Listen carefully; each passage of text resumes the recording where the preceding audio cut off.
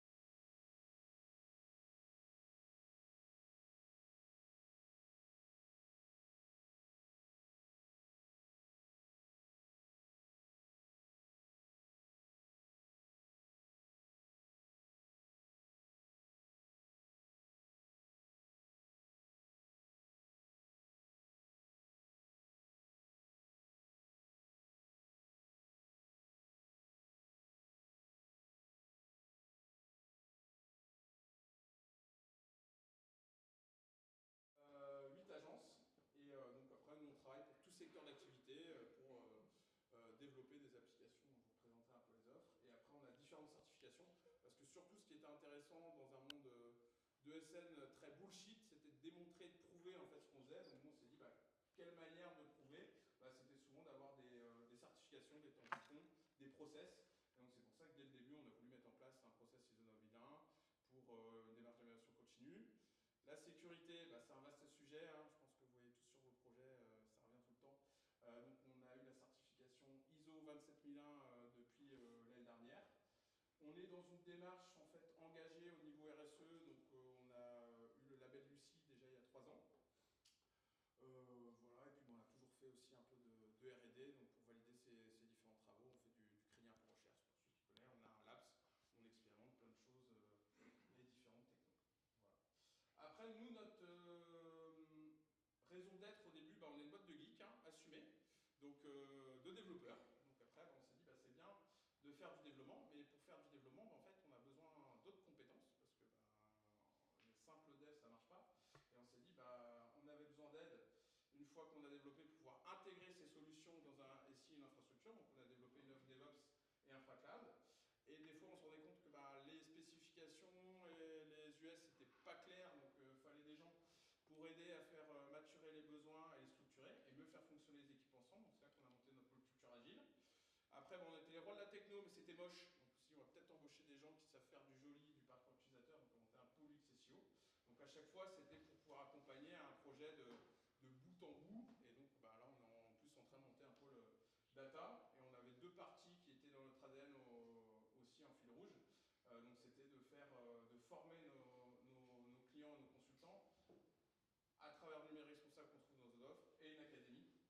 Donc c'est vrai que le numérique responsable, on a voulu le décliner dans tous nos offres parce que pour faire du numérique responsable, c'est pas juste sur le dev, c'est pas juste sur la conception, c'est vraiment sur toute la chaîne qu'il faut intervenir.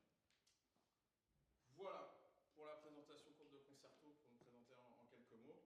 En fait, nous, notre métier, c'est d'accompagner les clients dans les différentes étapes d'un projet informatique et souvent web, donc, ce qui est aussi l'objet de la conf ce soir. Voilà.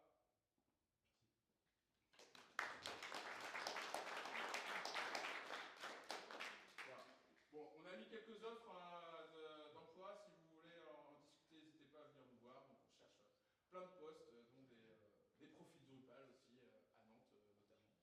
Voilà. Merci. Je vais prendre la suite. Du coup, moi, je m'appelle Céline Boucher, je suis la manageuse de la team Drupal à Nantes. Et aujourd'hui, en fait, pour cet événement, on a la chance d'avoir pu en fait le faire en partenariat avec l'association Drupal France et Francophonie. Et du coup, ils m'ont demandé de passer un petit mot puisqu'ils organisent du coup très prochainement, le 25 janvier, leur sprint de contribution en ligne.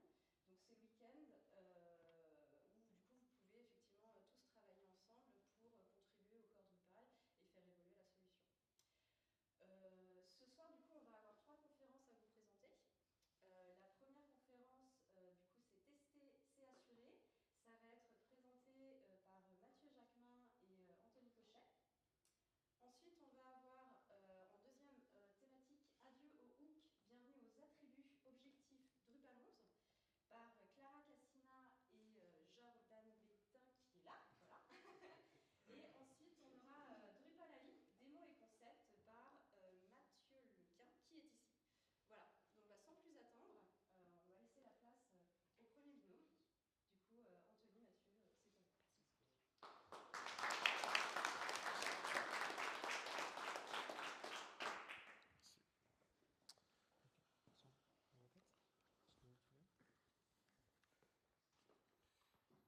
Donc voilà, on va commencer par le premier de la soirée. Donc tester, c'est assurer.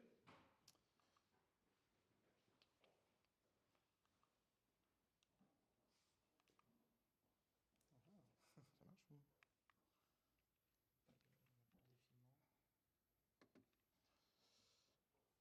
Ok, donc moi c'est Mathieu Jacquemin.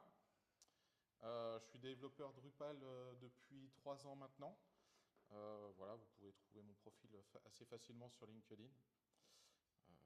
Voilà. Et moi, bonsoir à tous déjà, merci d'être présents ce soir. Anthony Cochet, développeur full stack, donc du Drupal, du JS, de l'application mobile, pas mal de sujets variés. Hop, et ben, je vais prendre la main, on va commencer par le sommaire. Donc nous, en fait, on a décomposé la conférence sur 4 sujets. Donc le premier, c'est pourquoi devons-nous tester. C'est quand même important de savoir pourquoi. Ensuite, on va partir sur le côté PHP Unit et les tests kernel. Donc on va vous expliquer les différents tests, et nous, on va faire le focus notamment sur les tests kernel. Ensuite, le troisième, on va décortiquer un test kernel. Donc ça va être Mathieu qui va vous le présenter. Et enfin, dans la dernière partie, on va voir du coup les bonnes pratiques. Parfait. On va commencer, du coup, les tests, un allié indispensable. Donc, il faut savoir que les tests, ils permettent la vérification automatisée du bon fonctionnement de la code base. Ensuite, ils valident le comportement et on regarde en fait si on est bien conforme aux spécifications. Et après, évidemment, il garantit la stabilité du projet et les préventions des bugs. Donc, les objectifs des tests. Donc là, je vais vous en présenter 3. Le premier, c'est quand même le plus important. On va détecter les bugs. Et donc, l'idée, c'est de détecter un bug le plus rapidement possible.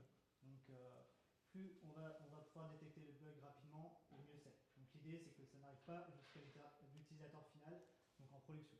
Ça, c'est très important. Ensuite, la deuxième idée, c'est assurer la stabilité et prévenir les régressions. Alors, moi, personnellement, c'est ce que j'adore dans l'utilisation en fait, des tests, c'est éviter les régressions. Aujourd'hui, on va développer une fonctionnalité dans un contexte. Ça peut toucher un autre contexte dans l'application. On ne va pas s'en rendre compte directement.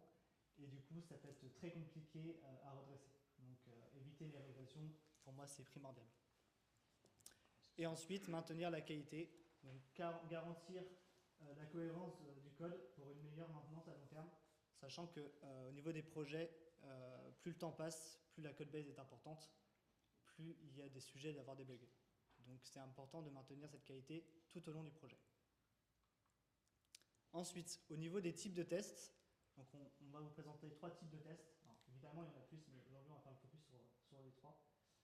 Les tests unitaires, donc c'est tester une fonction isolée, sans interaction avec la base de données. Donc c'est vraiment le test le plus simple. Ensuite, on va être sur des tests fonctionnels. Donc là, on va plutôt être sur la simulation avec une expérience utilisateur, incluant du coup l'interface. Et du coup, notre focus de la soirée, ça va être sur les tests kernel, qui eux testent la logique métier avec les services Drupal et également une base de données, mais voilà, mais sans l'interface. Ok, donc maintenant qu'on a vu les différents tests, on va essayer de se poser la question où se situent les tests kernel. Donc on va être un peu entre les deux, c'est-à-dire qu'on va être plus approfondi que les tests unitaires, donc, parce que du coup on utilise une base de données et les services de Drupal. Mais par ailleurs, on va être plus rapide que les tests fonctionnels parce qu'on n'a pas tout ce qui est simulation de l'interface utilisateur, donc ce qui va rendre le test plus rapide. Donc pourquoi tester? Donc encore 3 grandes idées. Donc assurer la qualité du code, donc détecter les erreurs tôt. Voilà. Ensuite, gagner du temps, mais également donc prévenir les corrections coûteuses après le déploiement. Donc gagner du temps, gagner de l'argent, voilà, c'est tout un package. Et enfin, le dernier mot, et c'est surtout pour le développeur, c'est la sérénité. On va pouvoir pusher du code en toute confiance, sans avoir peur de casser toute l'application. Et donc ça, en tant que dev, c'est quand même appréciable. Voilà. Ouais, c'est clair. Ensuite, du coup, pourquoi PHP Init dans Drupal? Alors, il faut savoir que du coup, c'est un outil standard des tests PHP, largement utilisé, bonne documentation, bonne communauté active et une bonne documentation.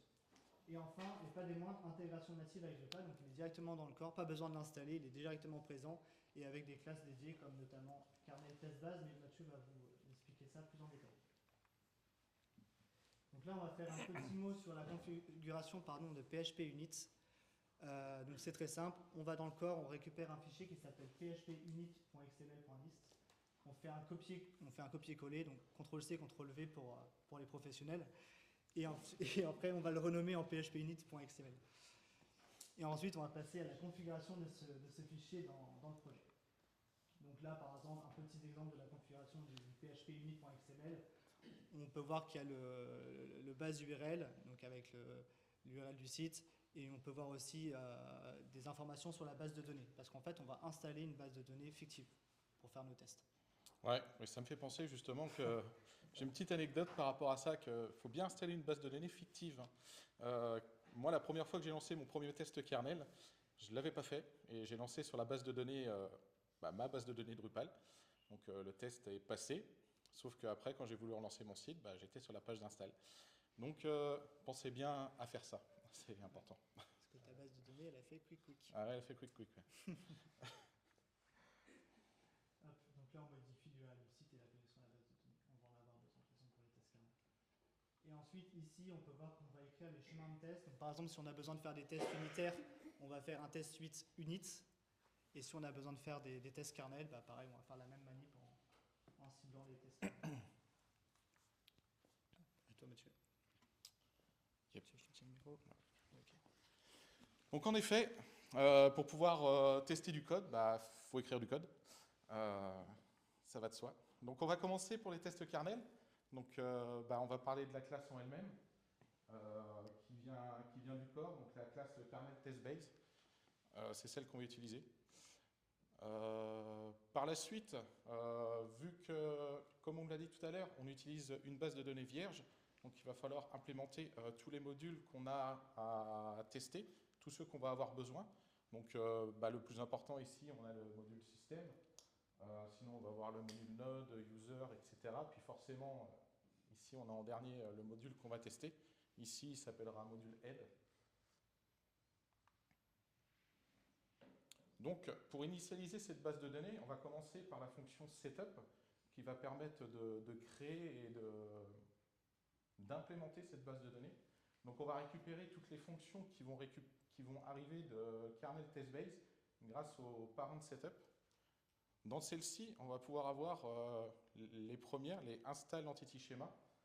Donc en gros, install entity schema va créer une image en base de données. Par exemple, on va prendre la première ici, node, du node en créant un node basique, en faisant son entity révision et en installant aussi les métatags. Donc il faut le faire pour chaque contenu qu'on va avoir besoin. Donc ici, on aura besoin de nodes, de taxonomie et de user, forcément. À la suite de ça, pour continuer à implémenter cette base de données, du coup, on va faire la configuration. Donc pour donner une image un peu plus visuelle, on va rester sur Node. Quand vous arrivez sur un Drupal vierge, vous avez dans le type de contenu toujours un contenu déjà créé avec un champ qui s'appelle body de base. En gros, le install config va faire ça pour vous. Et puis pareil pour taxonomie et système, il va tout créer au niveau des languages, enfin de tout ce qu'on a besoin.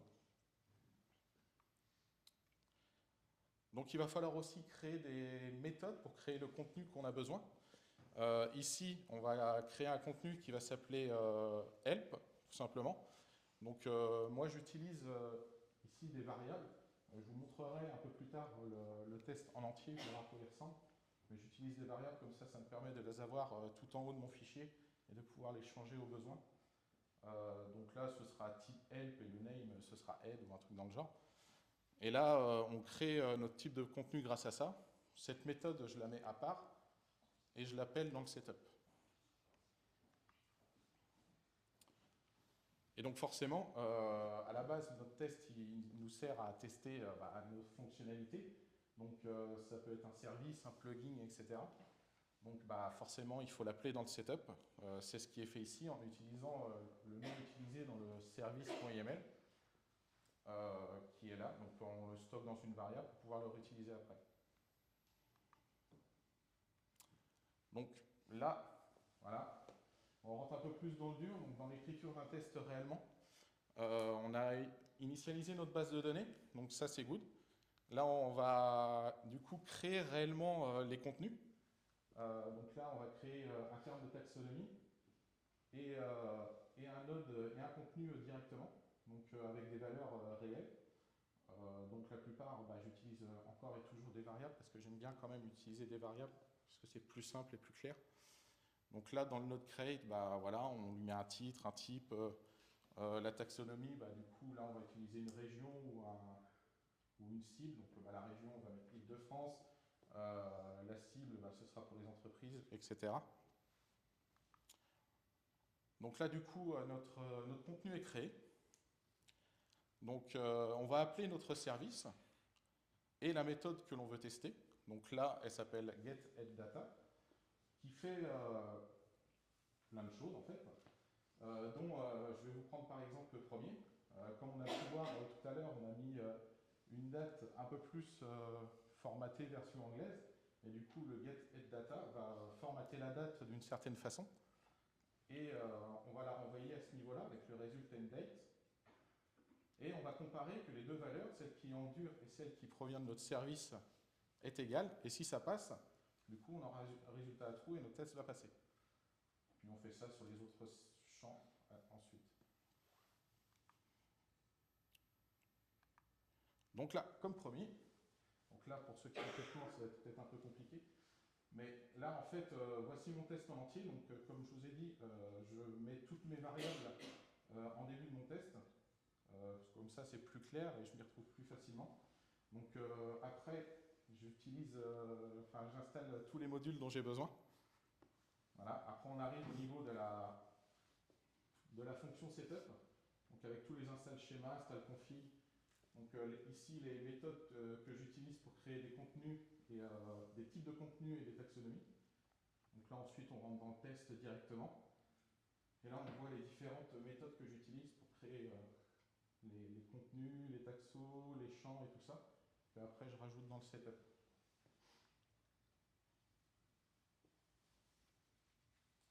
Voilà, un beau test kernel en entier. Donc après, une fois que le test est créé, forcément, il faut le lancer pour vérifier si tout passe. Donc le mieux, c'est soit d'être à la racine, mais maintenant, vu qu'on est tous des bons développeurs et tout ça, on travaille dans des environnements un peu dockerisés. Donc on va au niveau du conteneur PHP et on lance la commande suivante, vendor bin php unit filter, pour bien filtrer sur le test qu'on va lancer, parce que sinon il va tout lancer, donc on n'a peut-être pas forcément envie de faire ça à chaque fois. Et après le nom de sa classe, et il va lancer directement le test. Donc là on voit que super, j'ai super bien testé mon truc, ça passe, c'est tout. Si vous n'avez pas de chance, ça ne marchera jamais du premier coup, hein.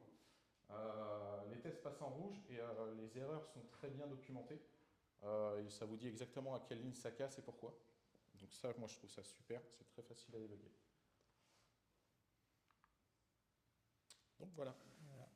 Merci Mathieu. De rien, à toi. Et ben, du coup, on arrive sur la dernière partie. Donc là, on va parler des bonnes pratiques. Trois grands thèmes de bonnes pratiques. Premièrement, on est sur l'optimisation des tests. Donc on va déjà charger uniquement l'essentiel, mais c'est ce qu'a montré Mathieu juste avant. On va uniquement utiliser et charger les services et les modules qu'on a besoin pour le test. Voilà, pour optimiser au maximum. Ensuite, ce qu'on peut faire également, c'est qu'on peut réutiliser des configurations des jeux de données, donc des fixtures, et réutiliser ça dans tous les tests. Ça, c'est une possibilité. Ensuite, au niveau de la maintenabilité, premier point, on va structurer les tests. Dans notre projet, on a une bonne structure des dossiers, on a des bons services, etc. Tout est bien noté. Il ne faut pas oublier que quand on fait de l'onboarding de développeurs, il faut qu'il arrive dans le projet et qu'il puisse savoir ok, l'architecture elle est comme ça, mes tests ils sont ici, et comme ça coule de source. Ensuite, on va utiliser des noms explicites. Voilà, on va se retrouver, comme a montré Mathieu notamment, avec des noms comme Head Card Manager Test. Voilà, on comprend rapidement ce que ça veut dire et qu'est-ce qu'on veut tester derrière. Ensuite, commentaires utiles et intelligents, avec un petit smiley, avec le petit clin d'œil. Voilà, on va éviter les commentaires qui sont trop, comment on appelle ça. Voilà, je fais une méthode sur Cypress, je get un élément, je fais un point clic, et mon commentaire c'est je clique sur le bouton. Voilà, ça va de soi. Le commentaire n'a pas sa place ici, donc on fait attention à garder vraiment que des commentaires utiles et intelligents. Et enfin, dernier point, on va parler rapidement de l'intégration CI/CD. Donc l'idée derrière tout ça, c'est de détecter en continu des erreurs de manière automatisée. Ensuite, on va améliorer la collaboration et la confiance. Alors, par quel biais? Parce que les développeurs, comme je disais tout à l'heure, au niveau de la sérénité, on va pouvoir pusher du code qui va pas casser toute l'application en 1000 morceaux. Donc pour le dev, c'est ultra appréciable. Ensuite, du coup, ça va avec, mais on va avoir un rythme de livraison plus rapide. On ne va pas avoir besoin de faire du retour en arrière pour corriger du bug. Voilà, donc tout ça, ça va être évité. Et pareil, j'ai mis mon petit smiley avec le clin d'œil, impossibilité de bypass, vu que c'est une action automatique qui se fait au niveau quand on va déployer du code, on ne peut pas passer à côté. On ne peut pas dire ah non, mon test il est rouge, du coup bon, on va faire semblant qu'il est vert et puis on verra plus tard. Ah, c'est ça, puis ça apporte une sécurité côté client. Exactement. Aussi. Voilà, donc là on est obligé de passer nos tests à vert, sinon on ne déploie pas, et si on ne déploie pas, le client il n'est pas content et c'est normal. Bah ouais. Hop, attends Mathieu.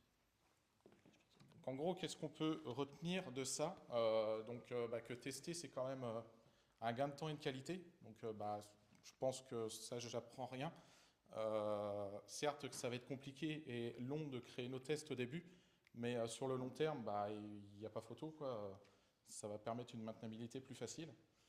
À mes yeux, les tests kernel, pour Drupal, je dis bien, sont les plus efficaces parce qu'ils testent vraiment plus en profondeur que les tests unitaires en utilisant tous les composants du corps Drupal. Donc là, on a vu note, taxonomie, mais il y aura tout, il y aura média, il y aura paragraphe, etc. Voilà, puis ils sont plus rapides que des fonctionnels. Les fonctionnels sont très longs, alors que les tests kernel mettent généralement 1 à 2 secondes pour être joués. Et pour finir, c'est l'exécution facilitée grâce aux outils d'intégration continue, comme on a vu juste avant. Voilà, c'est quelque chose qu'on peut pas bypasser. Donc les tests seront joués tout le temps, à chaque déploiement. Donc c'est une sécurité à la fois pour soi en tant que développeur, pour l'équipe, et aussi pour le client. Voilà, ça assure un produit maintenable et fiable. Voilà. Merci à vous pour nous avoir écoutés.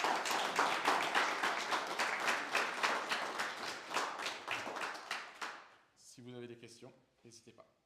J'ai des questions. Ouais.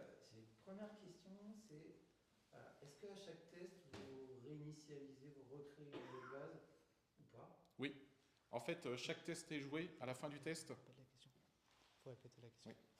Donc la question, c'est est-ce que Ah oui. à chaque test qui est joué, la base de données est recréée? Donc oui, à chaque test kernel, la base de données est vidée et recréée par la suite, ce qui permet à chaque fois de lancer les tests de façon plus rapide. Et vraiment, chaque test est indépendant les uns des autres en fait. Et c'est d'ailleurs pour ça que ma base de données m'a été vidée. Parce que du coup, il l'a vidée au début, et après, il a créé les tests, et voilà. Donc oui. Et du coup, alors, bon, à titre perso, moi je connais pas Drupal, mais recréer une base et la réhydrater, etc., ça peut être un peu consommateur, mais peu importe.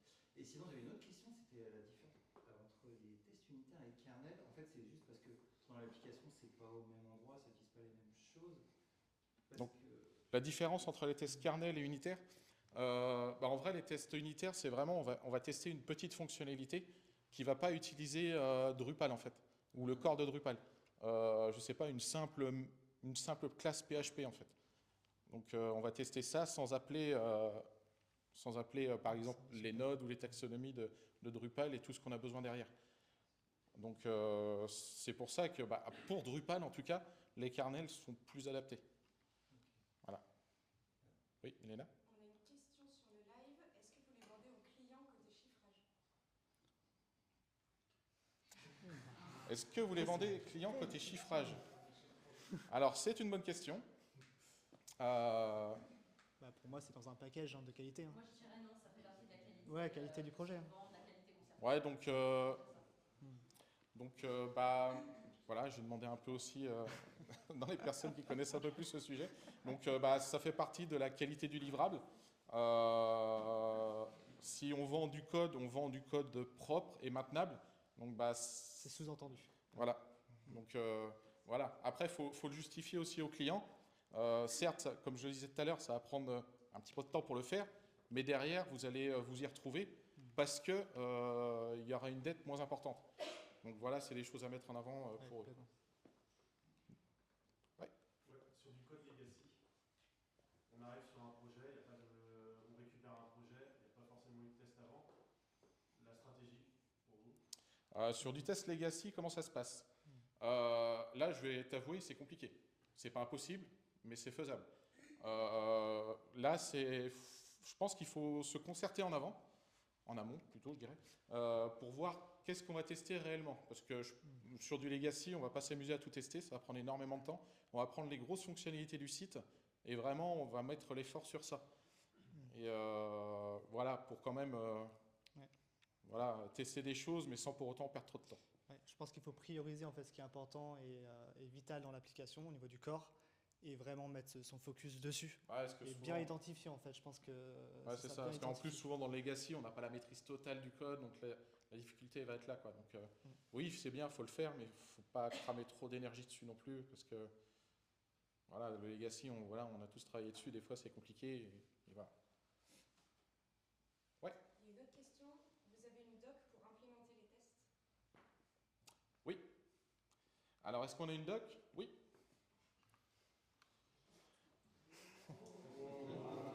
Voilà.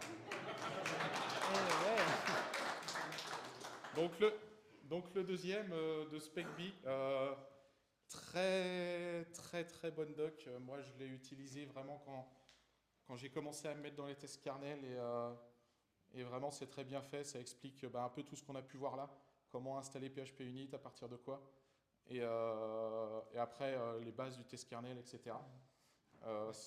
Vraiment très bonne doc. Et je rebondis juste sur le premier lien parce que je vais aussi présenter roadmap.sh. Là, on est vraiment sur du test plus transverse, plus global. On ne va pas du tout. D'ailleurs, je pense qu'il ne présente même pas kernel, mais je trouve que c'est un très bon site. Si vous êtes curieux, il vous offre pas mal de ressources utiles, etc.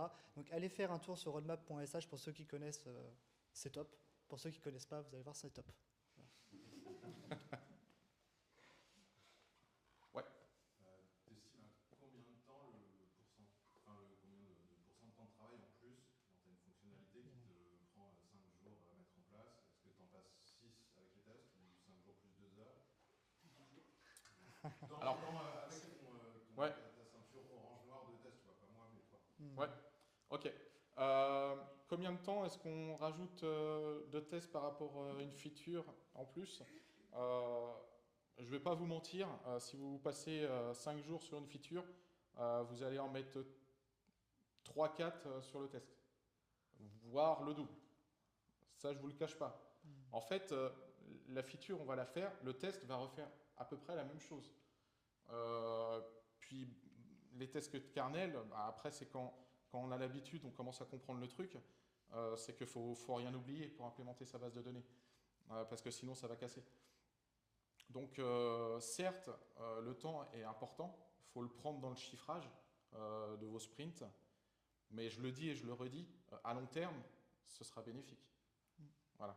Nous, on voit que dans notre projet, personnellement, c'est un peu comme ça que j'estime, quand on a une tâche qui a 5 points, ça peut vite passer à 8. Donc c'est vite du 2 tiers ou 1 tiers qui est rajouté en plus. Après, ça va dépendre de quel type de test, ça va dépendre aussi de la personne qui l'a fait, etc., de ses compétences. Ça, c'est normal parce qu'on n'est pas tous pareils là-dessus. Mais je dirais, voilà, si on est sur deux journées de travail, on peut facilement être sur au moins une journée de test. C'est OK. Ouais, au minimum. C'est totalement OK parce que derrière, on va gagner du temps quand on va lancer les tests, etc. Donc, c'est à peu près cet ordre d'idée, je pense. Ouais.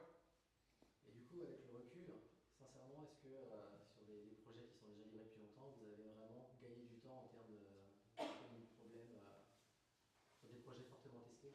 Alors avec le recul, est-ce qu'on a gagné du temps sur les projets? Moi, je ne vais pas vous mentir, je suis développeur depuis peu de temps. Donc, j'ai fait qu'un seul projet en build. Donc, j'ai pas encore ce recul et cette maturité-là. Mais de tout ce que j'ai pu lire en documentation et en retour d'expérience, je vais vous dire oui, c'est utile. La dette est beaucoup amoindrie. Donc, quand on arrive sur des très gros projets et que du coup, on est assuré d'une couverture de test, allez, l'idéal serait plus de 90%, bah, c'est royal, quoi. Enfin, on maîtrise le code vraiment à la perfection. Ouais. Puis quand on a des bugs qui arrivent comme ça du jour au lendemain, après 1 an qu'on a développé la feature parce qu'on ne l'a pas forcément discerné, on ne l'a pas forcément vu, on est content de ne pas avoir le bug qui arrive parce qu'il faut se replonger dans la fonctionnalité, voilà, c'est un gros boulot de reprendre le code. C'est peut-être un collègue qui serait parti, c'est peut-être un qui est plus dans collègue. l'entreprise, voilà, etc. On n'a pas la maîtrise du code. Exactement. Et voir qu'on a un test qui tourne, qui fonctionne, et voilà, qui assure la maintenabilité du code, c'est cool. Moi j'ai une question. Ouais. Est-ce que vous appliquez une stratégie de test qui est strictement cumulative? Je veux dire par là que plus la base de code va vivre longtemps, plus on va accumuler des tests. Même s'ils sont performants, le coût est jamais nul. Donc au bout d'un moment, les tests peuvent prendre de plus en plus de temps à s'exécuter de façon automatisée, ce qui va finir par peser un peu sur le processus de delivery. Est-ce qu'il est intéressant de réfléchir à de temps en temps se dire ce test, ça fait longtemps que je l'ai fait, est-ce que je peux le supprimer et finalement de garder dans la base de code que les tests qui concernent les fonctionnalités récentes. Tu veux répondre? Ouais. Alors, je vais peut-être avoir du mal à répéter la question qui est assez longue. Mais l'idée de la question, c'est, ok, on a beaucoup de tests et dans le temps, est-ce qu'on garde tout? Est-ce qu'on ne ferait pas un petit refresh des tests qui sont importants? Voilà, je pense que c'était ça la question. Déjà, je pense qu'il faut partir du fait que si on enlève des fonctionnalités, on va également enlever les tests associés. Ça, c'est sûr. Et après, en effet, ça peut mettre de plus en plus de temps. Alors déjà, en tant que dev, on peut aussi sélectionner tel ou tel test à lancer pour ne pas avoir tous les tests qui vont se lancer en même temps. Mais je pense que oui, en effet, il faut arriver à un moment où se dire que ça peut être coûteux. Et donc, si c'est coûteux et si ça prend trop de temps, en effet, il faut faire des choix. Et là, ça va être pareil, on va prioriser ces choix. Voilà, ouais, c'est vrai que c'est quelque chose qui se débat. Je pense que sur la durée de vie d'un projet, revoir à peu près tous les ans la stratégie de test et voir si on fait évoluer les tests, si on retire quelques fonctionnalités ou des choses comme ça. Je pense que c'est des choses à voir sur le long terme d'un projet au niveau de sa vie. Mais oui, c'est pas impossible parce que, comme je disais, un test kernel, un seul, met 1 à 2 secondes à se lancer. Voilà, vous comptez si vous en avez 200. Donc après, tout ça se réfléchit, et puis on priorise aussi les fonctionnalités du site et tout ça. Donc, voilà. Puis ça, il faut en discuter aussi avec le client en termes de qualité, ce qu'il veut, etc. Ouais, Tout ça, c'est un discours aussi à avoir.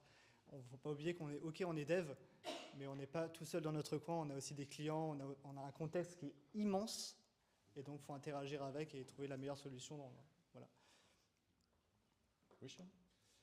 Toujours dans le contexte de la question qui vient d'être posée, est-ce qu'il est possible à la limite d'adapter une stratégie en faisant des groupes de tests? On peut imaginer par exemple lancer en une seule commande un groupe spécifique de tests qui va aller en profondeur au niveau du code, puis derrière un second groupe qui va être plus en surface, etc. En fonction justement de si on est dans le cadre d'un déploiement, si on est dans le cadre d'une démo, si on est dans le cadre d'une investigation suite à un bug en prod, etc. Est-ce que c'est possible de faire plusieurs niveaux de tests plus ou moins complexes ou plus ou moins coûteux en termes de temps?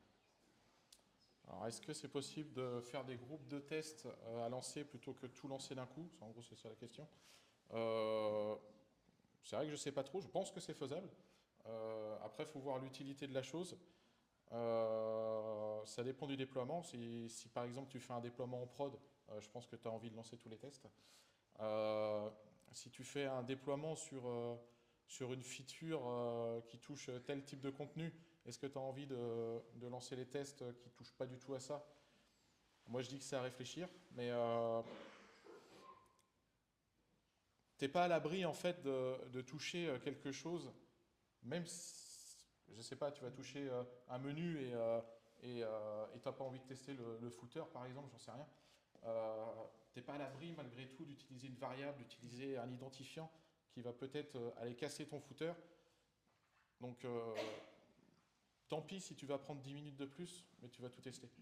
Enfin, moi, c'est ce que je pense. Voilà. D'autres questions? On est bon. Ouais. C'est pas forcément une question, c'est un retour sur la couverture des tests.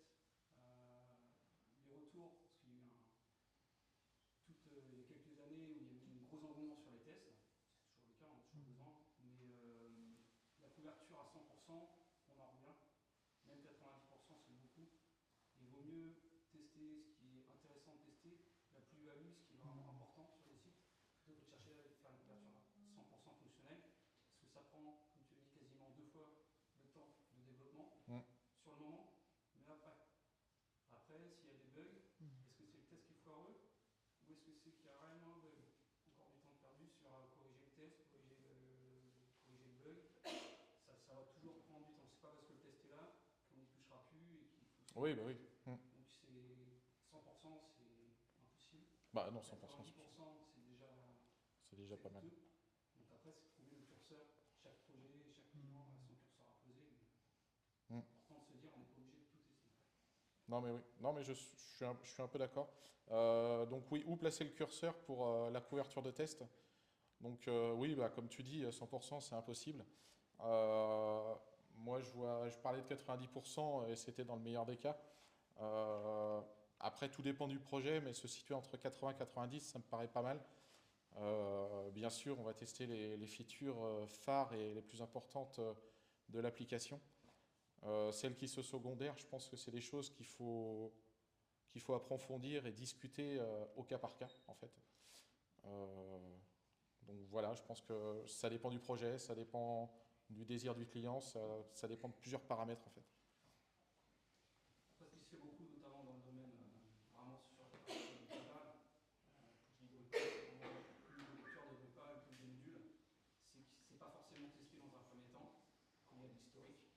Par contre, à partir du moment où il y a un bug ou une nouvelle fonctionnalité, ça doit commencer par un test.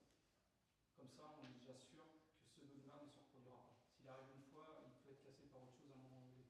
Donc, systématiquement, s'il y a un nouveau truc qui arrive, un nouveau bug, à ce moment-là, c'est essayer de le tester. Ça peut donner des pistes pour ceux qui veulent savoir qu'est-ce qu'ils doivent tester avant tout. C'est un gros critère, c'est s'il y a un bug, c'est que ça peut revenir, donc celui-là, il faut qu'il ait un test qui soit. Ouais, bah oui. Bah après, ouais, c'est bien de faire ça comme ça aussi, mais c'est vrai que faut aussi pouvoir les anticiper. Mais bon, après, c'est vrai que c'est pas facile. Pour les nouvelles fonctionnalités. Ouais, c'est pour les nouvelles fonctionnalités, ouais, tu essaies de les anticiper. Après, quand tu arrives sur du legacy ou sur un projet qui existe déjà, oui, c'est sûr qu'au moment où tu as un bug, tu n'as pas envie qu'il revienne et repasser du temps dessus et du coup créer de la dette. Et là, tu vas faire un effort de faire un test sur ça. Ouais, c'est sûr. Voilà. Merci à vous. Merci.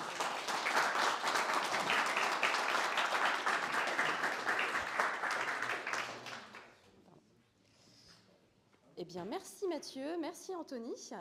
Du coup, on va pouvoir passer au deuxième sujet. Donc, le deuxième sujet de la soirée, c'est Adieu aux hooks, bienvenue aux attributs, objectifs Drupal 11. Et ça va être présenté du coup par Jordan Bétain et Clara Cassina. Merci à vous.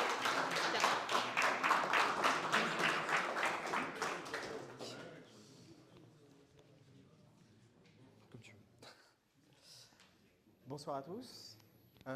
Deuxième conférence de ce meet-up. Adieu aux hooks, bienvenue aux attributs. Donc l'objectif pour le passage à Drupal 11. Hop.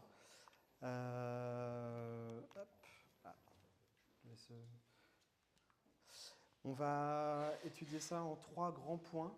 Le premier, c'est les limites qu'apportent les hooks actuels sur Drupal et l'apport des attributs avec PHP 8. Une petite étude de cas sur la migration des hooks vers les attributs.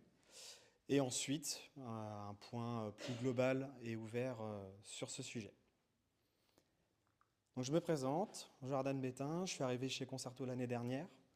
Je suis développeur Drupal depuis 2017, expert depuis 2020. Voilà.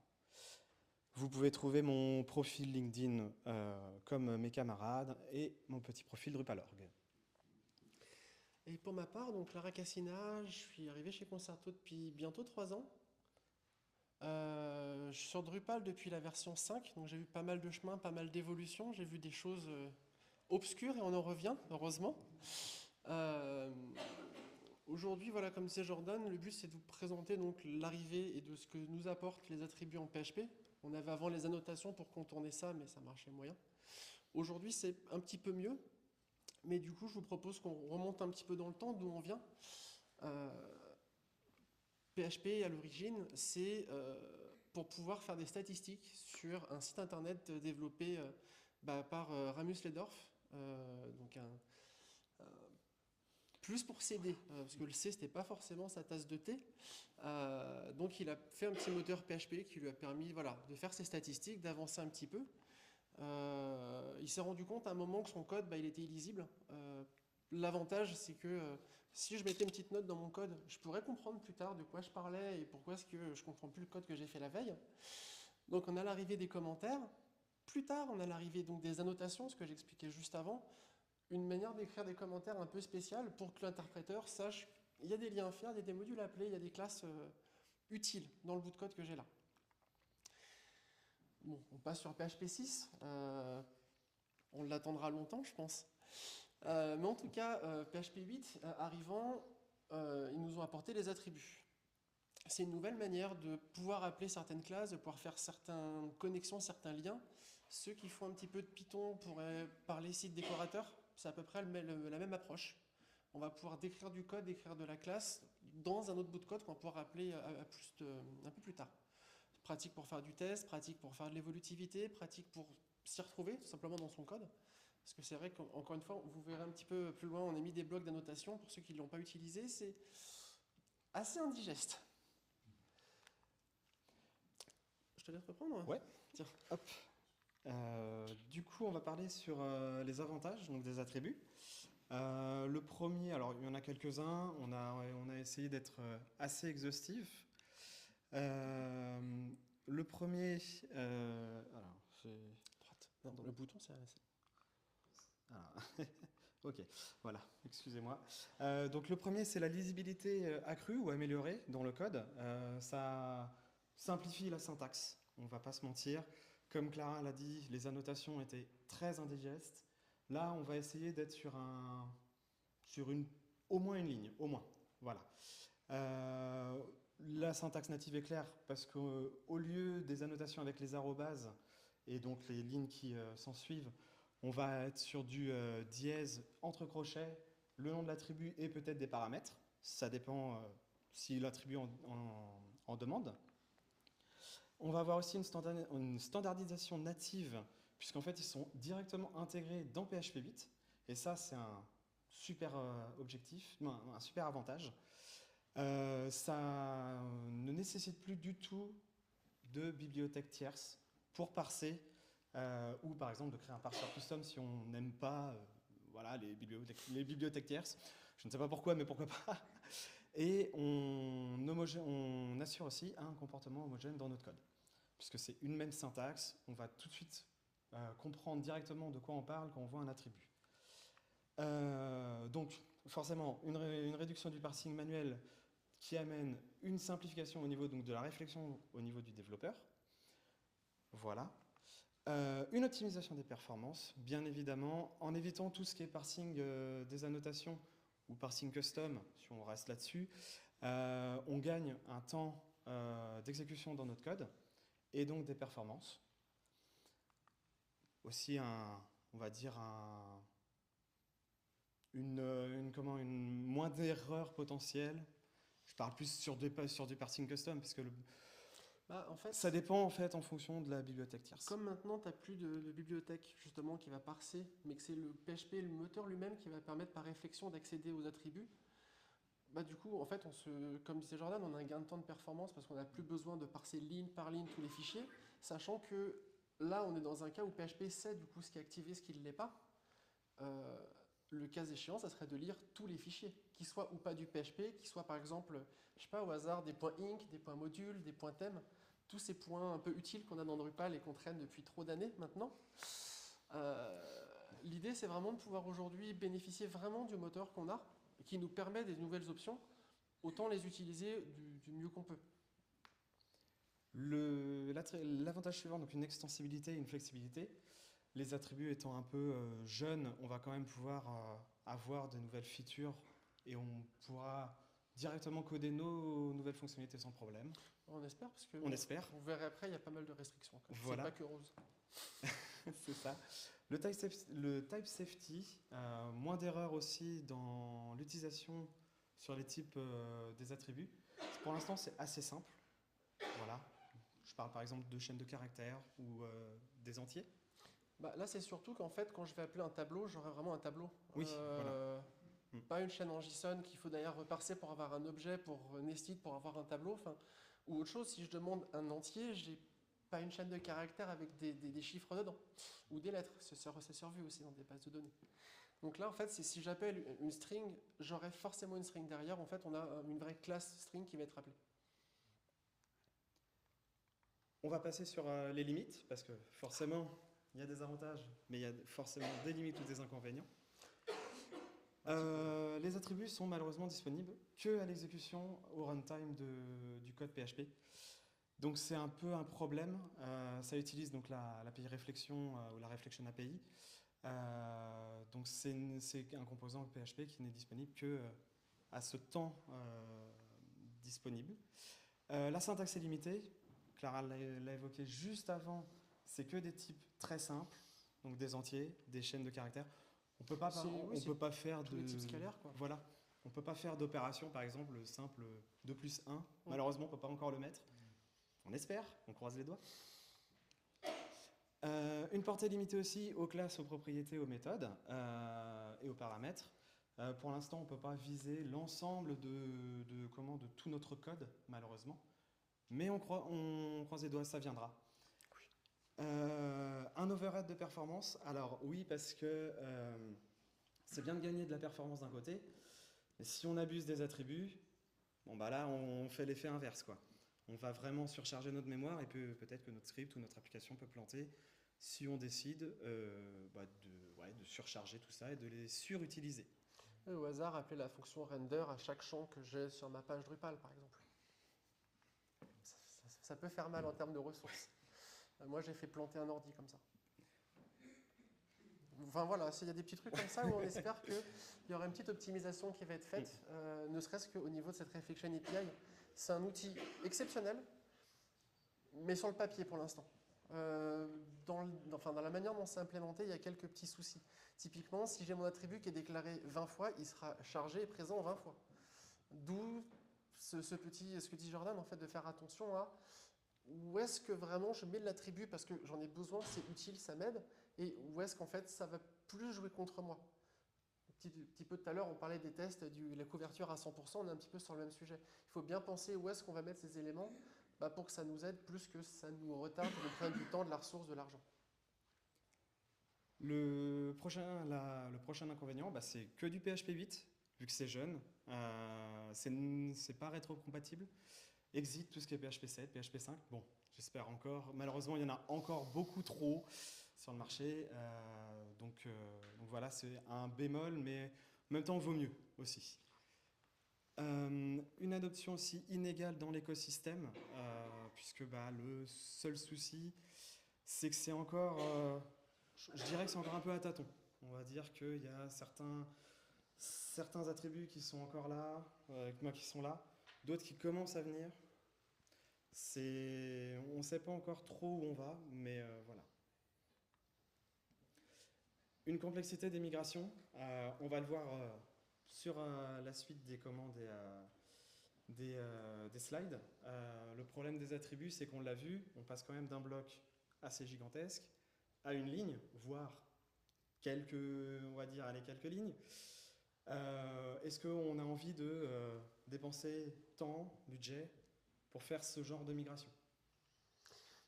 Au niveau de Drupal, surtout, alors pour les autres CMS, je ne sais plus trop comment ça se passe, mais je pense que c'est à peu près pareil. Il y a une base on va dire communautaire derrière qui permet de faire évoluer un peu les modules. Côté Drupal, ça voudrait dire prendre tous les modules qu'on a aujourd'hui, qui sont en train de passer les compliance de Drupal 11, pour ajouter ce nouveau support. Et pareil, ça voudrait dire au développeur qui doit repenser, est-ce que à cet endroit-là, la notation que j'avais mise, est-ce que je laisse une annotation? Et est-ce que je mets à la place en fait les attributs, ou est-ce que je repense la manière dont mon module fonctionne? Du coup, il y a ça aussi à tenir comme impact. On voit aujourd'hui côté Drupal le temps que certaines choses évoluent, parce qu'il y a énormément de modules, il y a une communauté gigantesque, ne serait-ce que certaines fois pour faire passer un bug qu'on a corrigé. Je ne sais pas s'il y en a qui ont déjà essayé, mais si vous le faites dans la journée, c'est que vous êtes sur un camp où que vous faites partie des journées justement de contribution mondiale. Sinon, c'est super compliqué. Il faut que le code, on arrive à le pousser, à le tester, à le faire relire, à ce qu'il soit validé. Et surtout, ça veut dire que quand mon module va être déployé, il intégrera des breaking change. Parce que fatalement, il ne sera pas disponible dans les anciennes versions de Drupal. Peut-être qu'il y a des hooks ou des méthodes qui ont été faites par-dessus ces éléments qui du coup vont plus fonctionner. Donc c'est pour ça, c'est pas juste se dire « Ah, on a les attributs, let's go, on refait tout ». Il va falloir que ça prenne du temps, que ça se démocratise, que ça arrive. Mais bon, encore une fois, je voyais tout à l'heure des têtes qui se hochaient quand je parlais de Drupal 5. Je pense que vous aussi, vous avez vécu le passage à l'APO, Symfony, tout ça, où en fin de compte, tout le code qu'on faisait jusqu'à présent, on peut le mettre à la poubelle. Ça peut en fait prendre la même direction. Donc c'est pour ça, il faut être vigilant et faire des patchs. Ça tombe bien, il y en a à la fin du mois en plus. On pourrait se retrouver nombreux.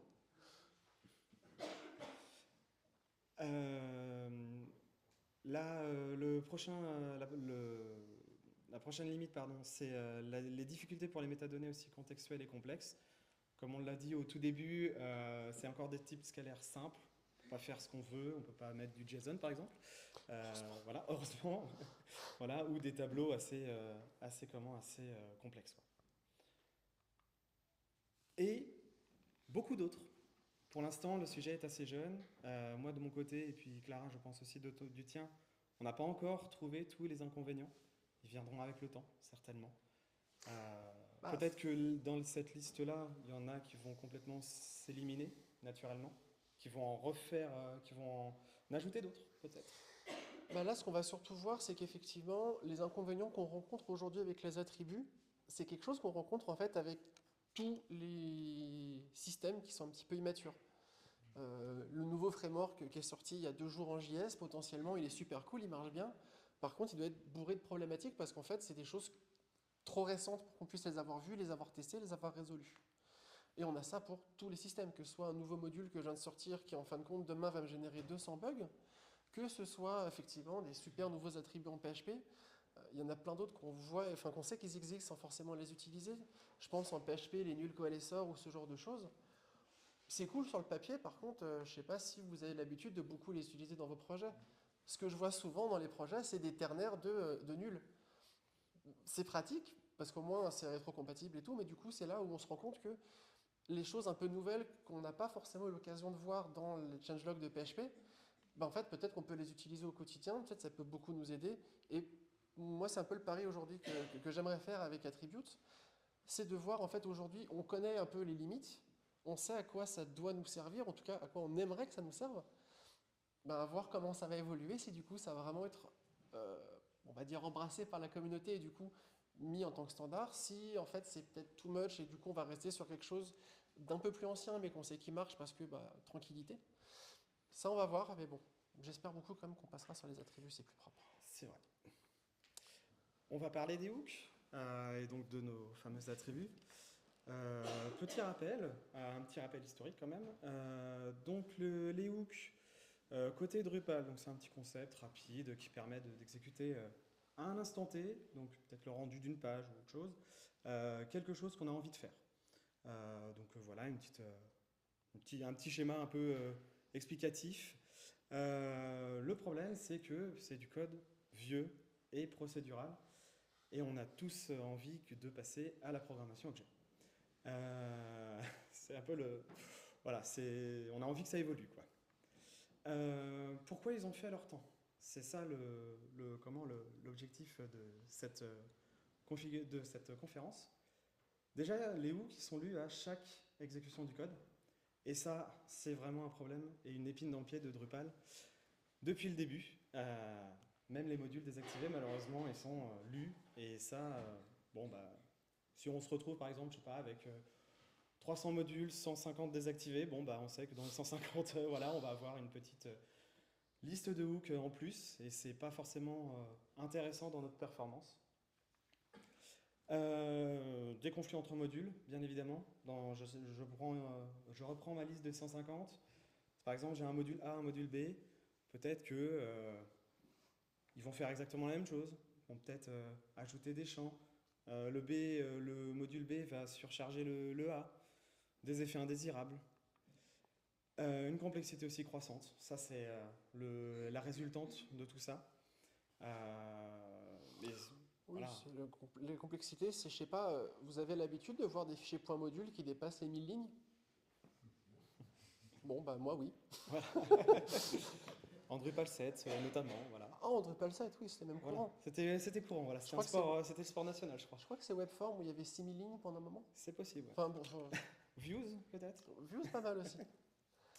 Enfin, c'est pour ça, ouais, quand vous devez débugger un fichier comme ça, ou alors ajouter un hook par-dessus la pile de hooks, bah, vous avez plein de chances en fait de vous planter, d'avoir des problèmes. C'est beaucoup de code aussi que je voyais à l'époque où on demandait de faire des die en haut du fichier avec le nom du module pour être sûr qu'on soit bien sur le bon ID, la bonne use, le bon élément. Enfin, c'est pour ça, autant utiliser bien comme il faut le système, mais les hooks, pour moi, c'est pratique. Oui, c'est pratique, mais il ne faut pas trop les utiliser. C'est ça, faut savoir comment on les utilise, pourquoi on les utilise, est-ce que c'est la bonne réponse? Et aujourd'hui, la bonne réponse, c'est généralement non, et on peut mettre un service à la place. Je viens de penser à une petite anecdote rapidement. Ça me rappelle un projet que j'ai codé, que j'ai participé en termes de maintenance. Il y avait aussi une grande liste de hooks, donc déjà c'était un enfer à débugger. Mais à côté de ça, il y avait un style CSS qui faisait plusieurs milliers de lignes. Et je me souviens d'un bug, un petit truc rapide. Je me dis, bon, bah, c'est bon, j'ai trouvé le sélecteur. Non, ça ne marchait pas après plusieurs tentatives. Donc, qu'est-ce que j'ai fait? J'ai rajouté un truc à la fin pour que ça marche. Super. J'étais pas fier, mais bon, malheureusement, des fois, c'est... Encore plus de hooks. Voilà. Donc, ça amène à ce point-là. On s'y perd. Il y a trop de hooks. On peut nous-mêmes aussi en déclarer. Donc, c'est ça qui est... C'est une joie, mais c'est aussi un inconvénient grave parce que du coup, on en rajoute un. Pourquoi pas? Bon, vous me direz un plus, un de moins. Voilà. Donc on va partir sur nos attributs, qu'est-ce qu'ils apportent là-dedans. Donc on a essayé de faire un petit exemple de code rapide pour que vous compreniez. L'idée, c'est pas de vous non plus de trop rentrer dans la technique. Alors pour les hooks, donc c'est un service rapidement, Drupal, dans son namespace hook, qui peut être chargé donc avec le paramètre AutoWire, c'est-à-dire chargé avec une configuration très minimale. Ça c'est Drupal qui gère, c'est très bien.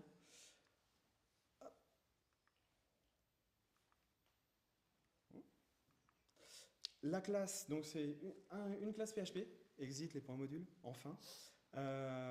Ça utilise donc le fameux attribut que vous voyez juste en dessous les lignes de commentaires. Ouais. Voilà, l'attribut hook. Il prend en paramètre donc le type scalaire simple. Donc en fait, c'est juste le nom de la fonction.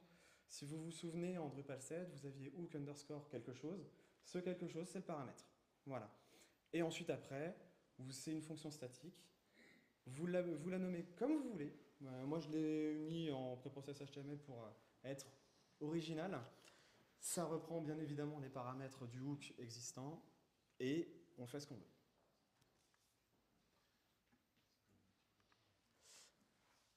Un petit historique. Donc ça, à quoi ça ressemble en vrai? Les souvenirs. Les souvenirs, vous vous souvenez, vous aurez remarqué un petit hook pour créer un bloc. Voilà, en Drupal 7, donc c'était même peut-être avant. En Drupal 8, l'apport des annotations, voilà, donc avec le arrobase et les paramètres qui vont bien. Et donc avec les attributs, on enlève cette partie de commentaires et c'est un peu plus digeste d'ailleurs. Les attributs, donc c'est aussi des classes PHP définies par le corps. On retrouve à peu près les mêmes paramètres. Voilà, avec une syntaxe un peu plus claire, nativement vue par les IDE aussi, surtout. Donc on a de la coloration syntaxique, existe un peu le gris ou le vert un peu terne. Ah, c'est ça, maintenant on voit ce qu'on fait et surtout on n'a plus besoin de le parser à chaque fois, ça c'est cool. En conclusion, on va rapidement conclure. Donc une petite citation d'Albert Einstein là-dessus pour pour conclure tout ça. L'idée derrière tout ça, c'est d'ajouter une étape nécessaire, parce qu'il faut arrêter de rester bloqué dans le passé. C'est bien de voir des nouvelles choses arriver, et il faut embrasser le changement, il faut tester, parce que sinon on reste habitué, et c'est pas... la vie est faite de changements. Donc, petits avantages rapides, un gain de perf, on l'a vu, une évolution de l'écosystème Drupal, parce qu'en fait on passe quand même d'un code procédural à un code objet bien structuré, donc moins de commentaires aussi, moins une longueur de commentaires très, on va dire, très pauvre. J'espère qu'ils feront ça pour les classes entités. Par exemple, on parlait de la complexité. Une simplicité du code, ça dépendra aussi la suite. Les moins, malheureusement, pas de rétrocompatibilité, bien évidemment, PHP 8. La migration complexe, ça c'est un point où j'insiste. Et l'immaturité du concept. Il n'a que 4 ans. Il va certainement évoluer, j'espère dans le bien. J'espère qu'il nous apportera d'autres nouveautés. Et encore une fois, on a mis 7 ans à voir les commentaires en PHP.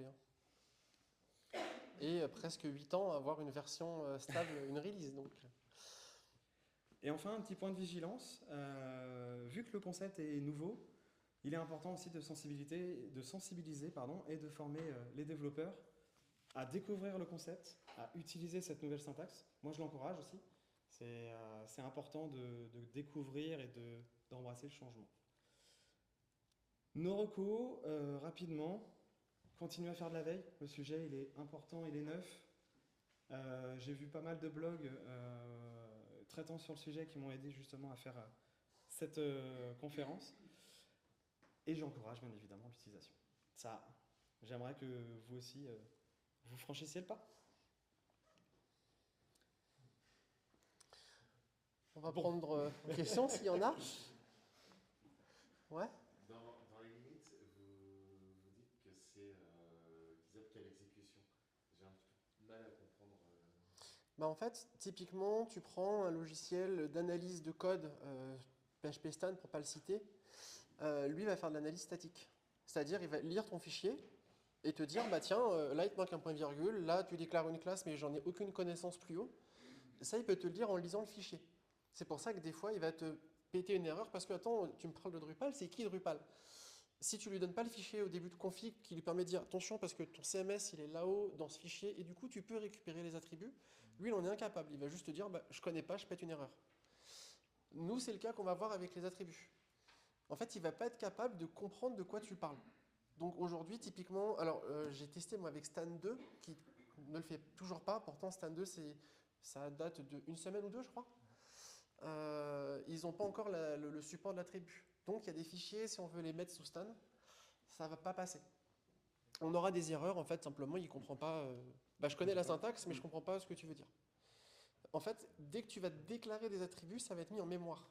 D'où le fait que ce soit injecté dans le runtime avec ce que je parlais un peu plus tôt de l'API de réflexion. Mais en fait, on va être incapable, sans que ce soit chargé en mémoire, de pouvoir le lire. Donc PHP-CS ne marchera pas, PHP-Stan ne marchera pas, PHP-MD, pour peu que ça servirait dans ce cas-là, ne marcherait pas non plus. Tous les outils statiques ne marcheront pas. Pas encore. C'est vraiment, voilà, n'hésitez pas à rejoindre le repo de PHP-Stan, faites un peu de forcing, aidez-les. Ok, merci. Ouais, oui. Une petite question, là on a vu pour les hooks l'utilisation des attributs. Est-ce que vous voyez d'autres situations intéressantes pour utiliser des attributs? Pas forcément de Drupal, mais en général. Alors, s'il y a d'autres éléments que les hooks qu'on peut prendre en attribut, ça serait pour moi éventuellement du helper, tu vois. Tu pourrais te remonter quelques vérifications ou alors profiter du TrueType que t'apportent justement les attributs pour vraiment avoir une configuration assez forte et des contraintes assez fortes au niveau de tes classes, au niveau de tes tests, au niveau de tes éléments. Après, au-delà de ça, appeler un hook dans une fonction PHP, je pense que ça perd d'utilité. Dans l'autre sens, aujourd'hui, quelque chose qu'on ne peut pas faire, c'est de l'attribut d'attribut. Typiquement, comme on pourrait faire avec plusieurs décorateurs en Python, on ne peut pas encore le faire avec les attributs. Mais sinon, ça pourrait être cool, tu vois, tu pourras avoir, je pense, un attribute admin, et du coup, en fait, si tu appelles cette méthode sans être admin, mais bon, du coup, tu perdrais l'avantage de pouvoir aussi dire que c'est un hook de vue alter ou que c'est également des éléments qui vont appeler d'autres choses. C'est là-dessus où on parle un peu de limitation au début. Aujourd'hui, c'est très déclaratif. On espère que ça va évoluer dans ce sens-là, justement, de pouvoir les utiliser un petit peu plus dynamiquement et avec un petit peu plus de parenté, de chaining. Est-ce qu'on peut s'en servir pour donner de l'élan à Pichon? Très bonne question. On pourra en discuter après, si tu veux. Bon esprit, j'aime bien. Quand utiliser les hooks et quand utiliser les événements? Alors, donc quand utiliser les hooks ou les événements, alors c'est pas forcément une question si, ça va, on va dire de la préférence. Globalement, tu peux utiliser des hooks partout. Et tu peux également déclarer des services ou des événements pour pouvoir les récupérer. Jusqu'à présent, on faisait soit du hook, soit de l'événement avec les subscribers qu'on a côté Drupal. On n'avait pas justement ces avantages-là de passer sur les attributs. À terme, on devrait pouvoir remplacer chaque attribut, on devrait pouvoir remplacer chaque hook par un attribut. Et du coup, on pourrait presque même faire les deux. Donc ça pourrait aussi bien aller aux développeurs qui préfèrent faire de l'event et maintenir aussi les systèmes de hook pour des personnes qui sont moins familières avec ça. C'est tout pour vous? Cool. Merci.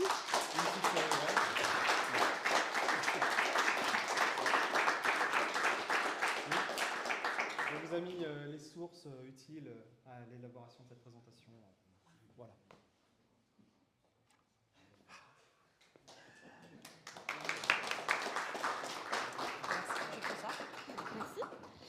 Merci à vous deux. Du coup, on va passer à la dernière conf de la soirée, Drupal AI, démo et concept. Et cette fois-ci, c'est présenté par Mathieu Lequin.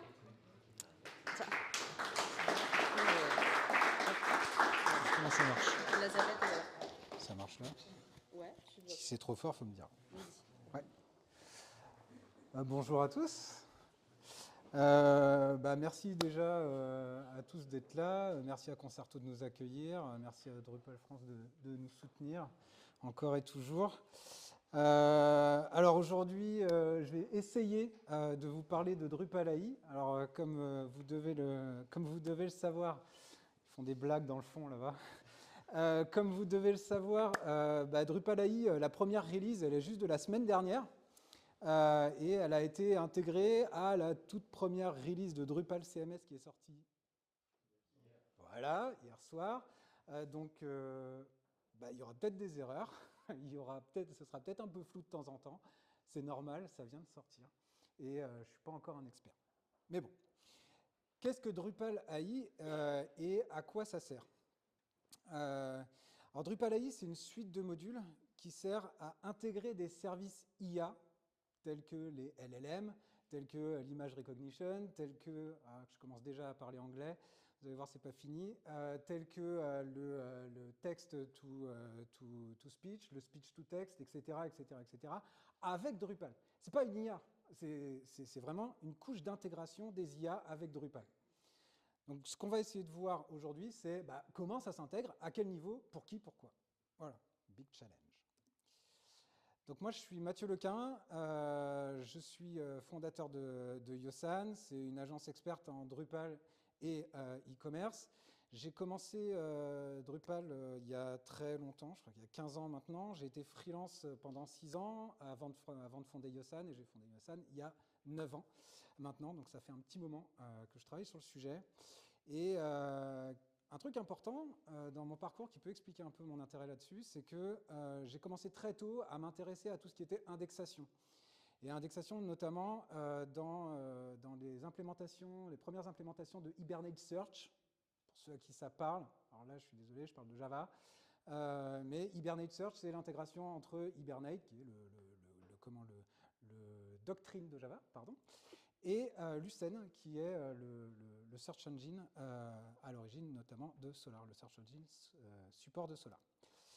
Et ça va nous aider. Donc au menu, on va parler de bouffe, parce qu'on aime bien parler de bouffe dans Drupal, à tous les événements Drupal, et on va se baser notamment sur le site de démo qui est Unami, que tout le monde connaît, et on va parler de Drupal AI en parlant de bouffe, pour l'utilisateur final, pour le contributeur et pour le site builder. Étant donné, désolé, je bouge un peu. Étant donné qu'il y a quand même beaucoup de choses dans Drupal AI, il fallait quand même un angle d'attaque qui puisse structurer un petit peu. Ceux qui me connaissent savent que j'ai besoin de structure. Est-ce qu'on voit ce qui est marqué? Oui. Alors Drupal pour l'utilisateur final. Là, c'est assez simple. Vous utilisez ChatGPT et les autres, bien entendu. Mistral, French. Donc là, ça va être assez simple. Au final, on va pouvoir créer un assistant. Alors, pas forcément un assistant, mais on va pouvoir dire « Ok, je cherche une recette de plat de résistance pour un repas entre amis. L'un d'eux ne mange pas de viande et je ne suis pas un grand cuisinier. Let's ask him. » Et il va nous suggérer une recette végétarienne super facile. Alors, ce qu'on va lui demander aussi, c'est « Ok, d'accord, merci, mais pour le dessert, moi, je veux un truc typique de Nantes. » Demande d'aller moins vite. Je vais aller moins vite. Et là, il me ressort le gâteau nantais, en anglais. Alors, je vais demander un truc typique des Pays de la Loire. Je n'ai pas dit de Nantes. Un Solar, il n'aurait pas pu le sortir, ça. Il ne sait pas faire la différence. Là, le LLM nous a permis de faire la corrélation entre Pays de la Loire et Nantes. Et ça, c'est intéressant. Voilà un apport qui est vraiment important. Vous connaissez toutes les pages de recherche avec plein de facettes, avec des champs de recherche, etc. À quoi ça sert, ça? Ça sert à guider l'utilisateur vers un entonnoir pour lui expliquer comment chercher. On n'est pas en train de lui expliquer ce qu'il peut trouver, on est en train de lui expliquer comment chercher parce qu'on ne sait pas faire autrement. L'intérêt du LLM pour l'utilisateur par rapport à ça, ça va être de s'adapter à son langage, à son besoin, comprendre quelle est la valeur vraiment qu'il recherche et donc avoir un champ de recherche qui parle le langage de l'utilisateur et non pas l'inverse. Ça veut dire imposer l'utilisateur de parler notre langage parce qu'on n'a que nos mots-clés qu'on connaissait jusqu'ici, alors que maintenant on a le Large Language Model. Est-ce que c'est clair? Ok, ça c'était la première utilisation. Alors comment on fait ça? Parce que ce qui s'est passé quand même derrière, c'est que il m'a proposé que des recettes de mon site. Et pourtant j'ai demandé à ChatGPT. Oui, le truc derrière c'était ChatGPT. Et il m'aurait proposé bien d'autres choses. Je lui ai demandé en français, il m'a répondu en anglais. Qu'est-ce qui s'est passé? En gros, ce que j'ai fait, c'est que j'ai dit au LLM, par contre, ce que tu vas faire, c'est que pour ta réponse, tu vas te baser uniquement sur le contexte que je te donne. Mais encore une fois, il faut que je sélectionne ce contexte. Il faut que j'arrive, parmi ma base de données de recettes, à sélectionner les bonnes recettes, dont celle des Pays de la Loire. Mais il n'y a pas Pays de la Loire dans ma base de données. Donc ce que j'ai fait préalablement, c'est que j'ai pris mon contenu et j'ai demandé à un LLM de le vectoriser. En gros, j'ai traduit mon contenu dans le langage du LLM. Et un vecteur, alors pour expliquer, un vecteur c'est quoi? Toutes les IA fonctionnent avec des vecteurs, hein, c'est simple. On prend un truc, une image, un texte, n'importe quoi qui sort d'un senseur, une data numérique, et on en crée un vecteur. Et ce vecteur, chaque dimension d'un vecteur, donc il peut y avoir des milliers de dimensions, et chaque dimension d'un vecteur va avoir une signification pour ce LLM. C'est comme ça que fonctionnent tous les modèles. Et après, c'est ni plus ni moins que d'aller faire du calcul de vecteurs dans une base de données. Il y a des bases de données spéciales pour ça, qu'on appelle des databases orientées vecteurs, des VDB. Okay. Nous, ce qu'on va faire, c'est qu'on va intégrer Drupal, Search API, avec une base de données orientée vecteur. Et Drupal AI nous permet de faire ça sans une seule ligne de code. Clic, clic, ça fonctionne. Donc on peut créer un RAG, puisque c'est de ça dont on parle, on crée donc un Retrieval Augmented Generation. On peut créer un RAG en 3 clics sur Drupal. Un peu plus, mais bon, presque. Donc ça, c'est quand même vachement bien.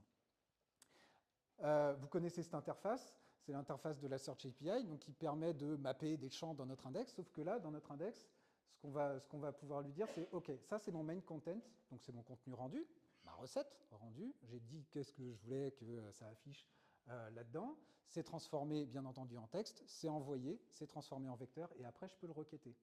Et un vecteur, c'est ça. Donc c'est ce machin incompréhensible là, il n'y a que le LLM qui peut le comprendre, mais lui il le comprend vachement bien. Bien entendu, on a toujours le contenu qui est attaché, et on va voir que c'est intéressant puisque on va requêter notre base avec ce vecteur, mais ce qui va nous intéresser, c'est d'augmenter notre prompt qu'on va envoyer au LLM, et on va l'augmenter grâce à ce machin-là, à ce bout de contenu. OK? Donc ça, c'est l'une des utilisations pour le end-user. On va passer au contributeur. C'est là où, je ne cache pas, c'est là où il y a le plus d'avantages d'utiliser l'intelligence artificielle, des outils d'intelligence artificielle et de les intégrer avec Drupal. Alors pour le contributeur, bien entendu, on a la traduction. Notamment avec les LLM, ils connaissent toutes les langues, ils savent exactement de quoi on veut parler, ils savent de quoi on parle, donc on n'a qu'à leur demander, vas-y, traduis-moi ce contenu. Donc là, j'ai une recette donc, qui est en anglais. Ce que je vais faire, c'est que je vais aller, donc j'ai activé la traduction dans Drupal AI. Tout de suite, j'ai ça directement dans mon Translate. J'ai juste à cliquer sur Translate et je demande à Drupal AI de me traduire champ par champ. Et le résultat est assez bluffant puisqu'ils ont intégré ça avec tous les types de champs qui peuvent être traduits, dont bien entendu le titre, les champs texte riches. Ici, c'est un WYSIWYG, et ici, c'est un champ texte multiple. Il s'est débrouillé avec tout ça. J'ai même pas regardé le code qui faisait ça. Ça marche tout seul. C'est vraiment pas mal. Donc la traduction, alors si vous regardez l'issues list de Drupal AI, vous allez voir que 60, 70, 80% des issues, c'est lié à la traduction. Donc il y a grosse attente là-dessus. Ça bosse énormément et c'est stable, mais ça va encore s'améliorer, à mon avis, de manière assez importante.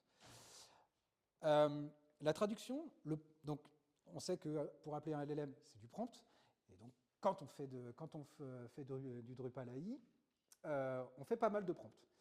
Alors pourquoi, on pourrait se poser la question, pourquoi rendre un prompt paramétrable pour de la traduction? Alors j'ai un exemple que j'ai mis un peu de temps à trouver. Le mot coupe, une coupe, ça va être différent pour un coiffeur et un vendeur d'outils de jardinage. Ça va peut-être pas avoir la même signification. Et en fait, quand vous allez aller dans des dans des sites qui vont être un peu techniques, sur du produit technique. Peut-être que pour ceux qui ont fait déjà de la traduction technique, il y a des gens qui sont payés comme ça, qui sont des traducteurs techniques. C'est pas pour rien, c'est parce que ils ont la connaissance du domaine technique et une signification particulière quand on parle de code. Ça peut peut-être vouloir dire complètement autre chose dans un autre domaine d'activité, et c'est pour ça que c'est intéressant de pouvoir paramétrer ce prompt-là. Voilà. Donc c'est pas si bête que ça. Les automators. Alors là, on passe sur le côté un peu sexy. C'est le deuxième pilier de la contribution, c'est l'automatisation. L'automatisation, donc là, dans l'exemple que je vais montrer, l'objectif, c'est de créer un contenu recette, donc un contenu structuré, en lui donnant juste un PDF. Ok. Forcément, ça prend un peu de temps. Donc, ce qui est pas important de regarder dans cette page-là, c'est que le contenu en lui-même paraît structuré, mais du point de vue de l'extraction en PDF, c'est juste un texte. Donc, ce que je fais, c'est que je crée un contenu, je charge mon fichier et je fais enregistrer. Débrouille-toi, Drupal, pour aller me remplir mes champs. Ok. Je vois des grands yeux. Vous allez voir, c'est on ne peut plus simple et logique comme truc. Donc là, une fois qu'il a fait ça, il m'a rempli un champ qui est AI extracted. On va voir de quoi il s'agit juste après. AI extracted, en gros, c'est ce qu'il y avait dans mon PDF, il l'a mis dans un champ texte. Et après, il a été me remplir mes champs différents. Et vous voyez qu'il a géré correctement les multivalues aussi. Ça veut dire que pour mes ingrédients, c'est un champ multivalué, alors que pour la préparation, ce n'est pas un champ multivalué. Pourtant, il n'y avait pas de différence dans mon fichier source. Okay. Alors, comment ça se passe? Est-ce qu'il a fini? Oui, je peux appuyer. Oui, voilà. Alors, comment ça se passe avec les automators? Ce qu'il faut comprendre avec un automator, il y a deux principes de base qui sont hyper simples. Un automator, on va l'ajouter, on va l'attacher à un champ qu'on a envie de remplir. Ok. Donc c'est ce machin-là. Et on va lui donner une source et un traitement. Et ce traitement, on va le paramétrer. Il y a un ordre. Tout ça, ce n'est pas exécuté en même temps, vous imaginez bien, puisque ici, ce champ qui a été rempli ici, on va pouvoir l'utiliser derrière. Qu'est-ce qui s'est passé? La première étape, c'est que j'ai appelé une API qui s'appelle la Unstructured API, qui est un service en ligne qui est hyper intéressant, avec une version open source, encore plus intéressant, qui permet de transformer n'importe quel fichier en texte, donc n'importe quel fichier non structuré en texte. Quand on a déjà essayé de parser correctement du PDF, on voit à peu près de quoi je parle, et du texte qui a du sens.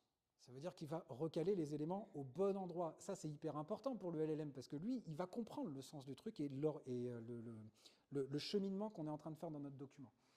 Donc déjà, utiliser un bon service, extraire ça dans le champ que je vous ai montré tout à l'heure, celui que j'ai agrandi, dans AI extracted. Une fois que c'est arrivé dans AI extracted, par contre, là, on va pouvoir bosser directement, simplement avec le LLM.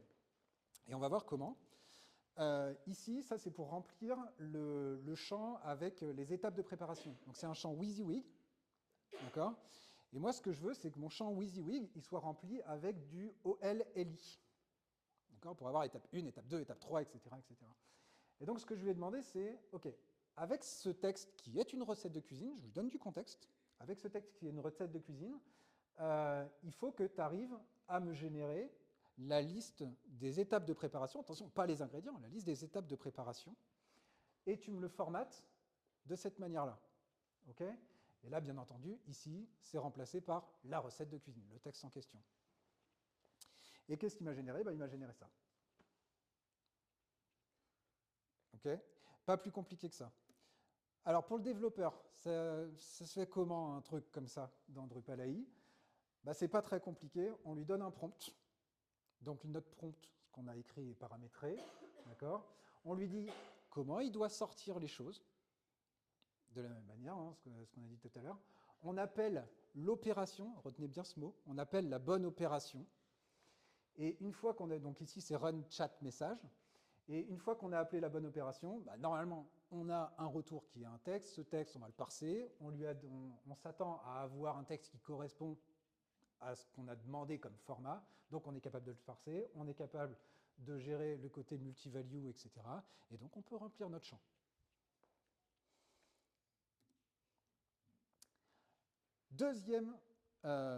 Deuxième truc hyper intéressant pour les contributeurs, on a vu les automators.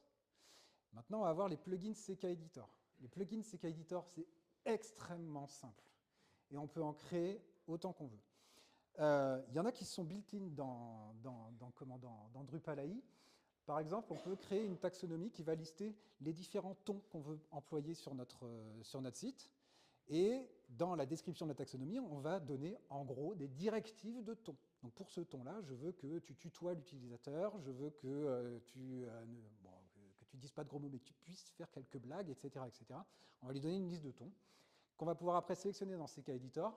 On sélectionne un texte et on applique le ton que l'on souhaite pour ce texte.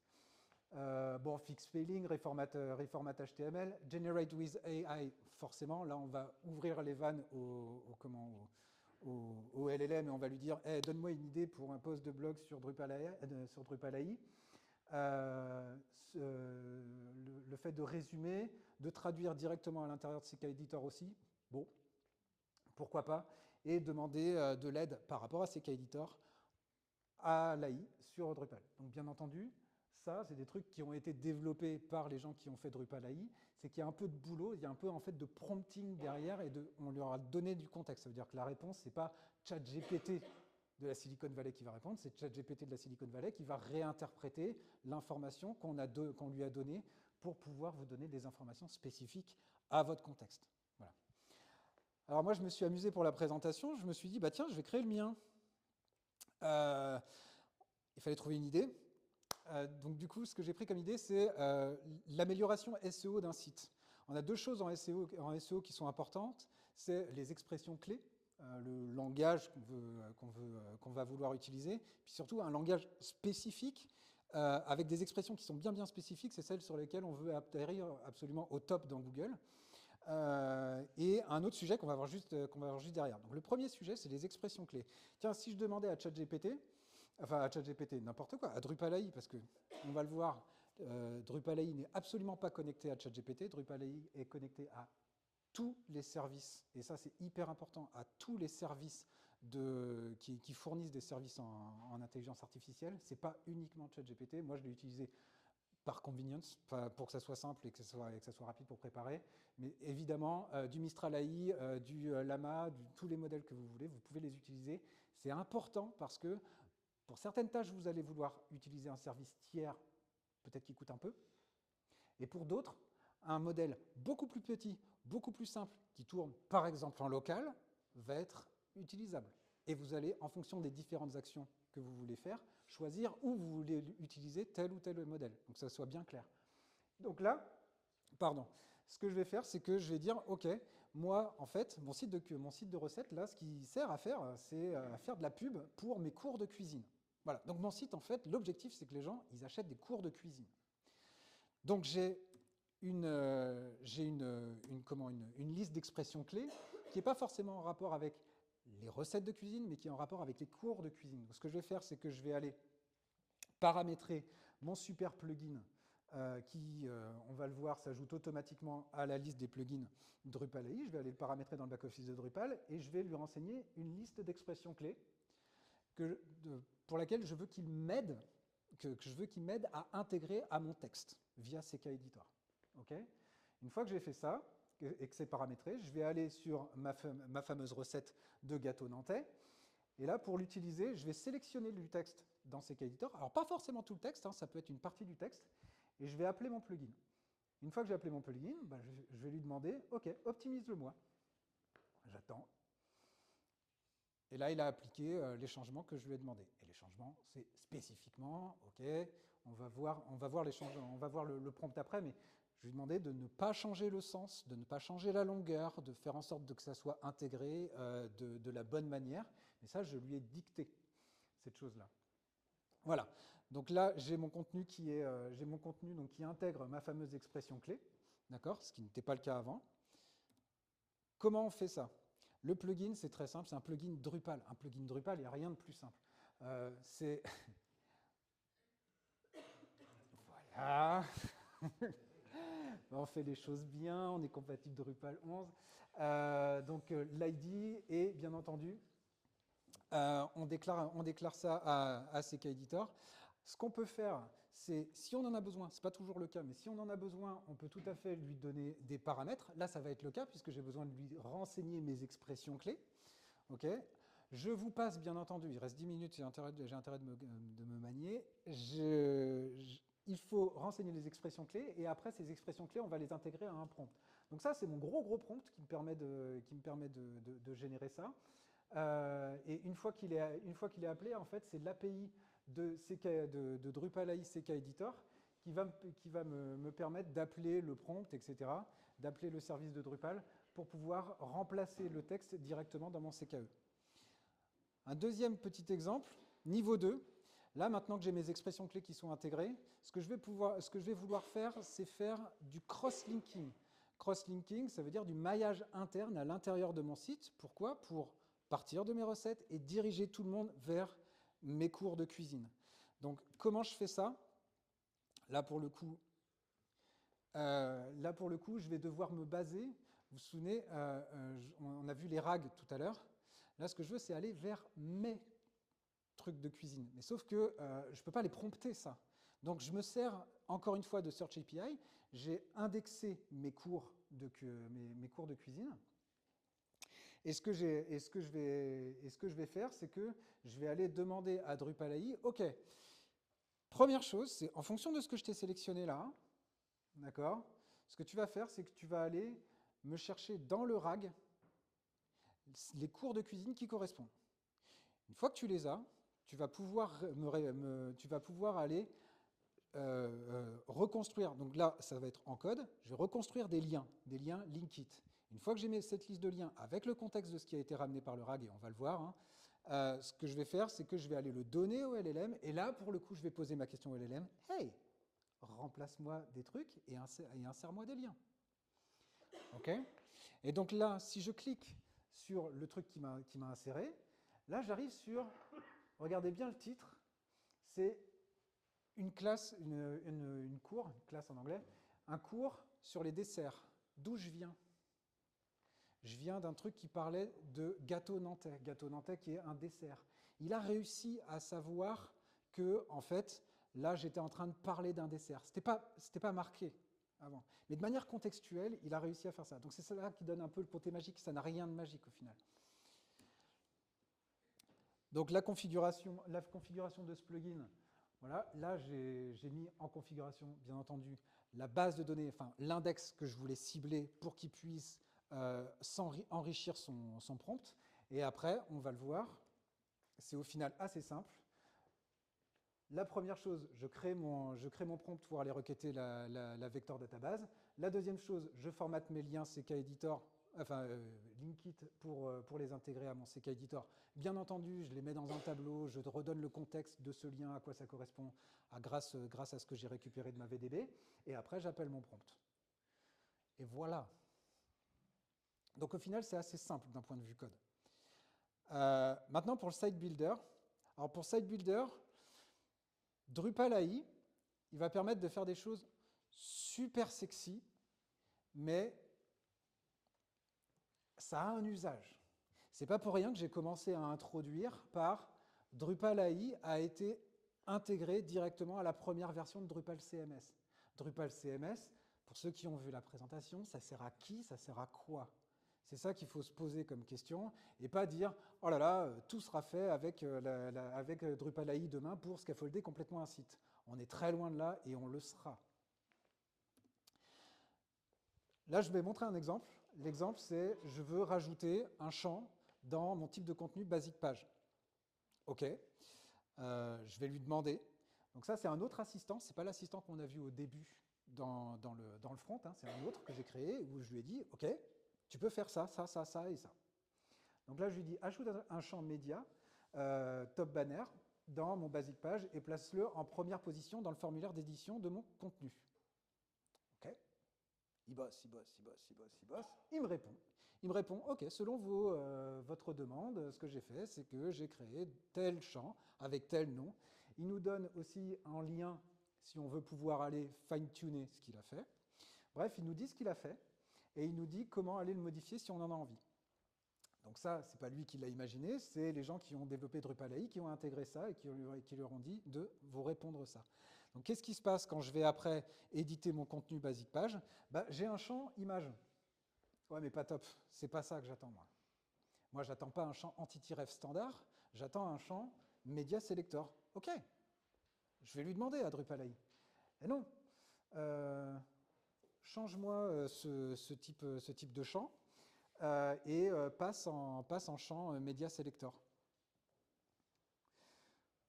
Alors, si vous regardez le prompt, je ne précise pas du tout à quel moment, sur quel type de contenu il doit agir. En fait, il a une mémoire. Okay, alors une mémoire qui est paramétrable, on peut lui dire, il ne faut pas essayer de s'en rappeler trop, parce que ça peut avoir des unexpected results. Mais là, pour le coup, il m'a répondu, OK, j'ai bien modifié le champ, et si on va éditer le contenu, là, on a notre champ média qui a bien été modifié. Okay, donc je peux intégrer ma recette, mon super gâteau nantais à ma page de présentation de mes cours. Voilà, et puis bien entendu, vu que je suis un site builder new, ce que je vais faire, c'est que tout directement, sans avoir fait une seule ligne de code, je vais pouvoir utiliser, et sans connaître Drupal, c'est surtout ça qui est intéressant, c'est que je vais pouvoir rajouter mon gâteau nantais en top banner de ma page de présentation de mes cours. Comment ça marche? Alors là, c'est un petit peu plus compliqué. On a utilisé ce qu'on appelle un assistant. Et un assistant, c'est un machin qui donne la possibilité à un LLM de choisir ce qu'il a envie de faire. Parmi, bien entendu, une liste de trucs qu'on l'autorise à faire. Et l'agent va faire le lien entre le LLM, ses réponses, et du code. J'ai dit, ça sert à modifier la conf, à activer des modules, donc en gros, faire du YAML et à le loader dans la base de données, hein, donc à faire du code. Du paramétrage, on ne va pas appeler ça du code, on va appeler ça du paramétrage. Donc ce qu'on peut faire, c'est on peut aller manipuler les contenus, on peut aller manipuler les champs, on vient de le voir, on peut manipuler les taxonomies, on peut activer des modules, on peut créer des views et on peut créer des webforms en demandant au LLM. Okay, comment ça fait ça? En fait, pour l'agent field, il a une liste de sous-agents qui vont lui expliquer comment ça se fait et qui vont lui donner la démarche et qui vont lui permettre de sélectionner, OK, je vais faire ça d'abord, je vais aller par exemple regarder, est-ce que mon champ il existe déjà? Est-ce que l'entité sur laquelle je veux le mettre, c'est la même entité que le champ qui existe déjà, etc., etc. Et ça, on fait un espèce de pont avec les sous-agents, on fait un espèce de pont entre l'API de Drupal, c'est ça qui est intéressant, l'API de Drupal et des prompts du LLM. Et on va voir comment. Ici, j'ai la description d'un sous-agent. J'ai son prompt. Okay, alors son prompt, c'est ses actions possibles à la sortie. Tout en bas, il y a plein d'exemples pour bien donner de l'info au LLM. Et ici, l'utilisation de ce machin-là, c'est quoi? C'est pour déterminer si un champ existe. Ce que je vais faire, c'est que je vais runner cet agent, le determine field exists, et je vais lui passer en contexte le résultat d'un appel à la field API, tout simplement. Donc là, ça paraît au final assez clair.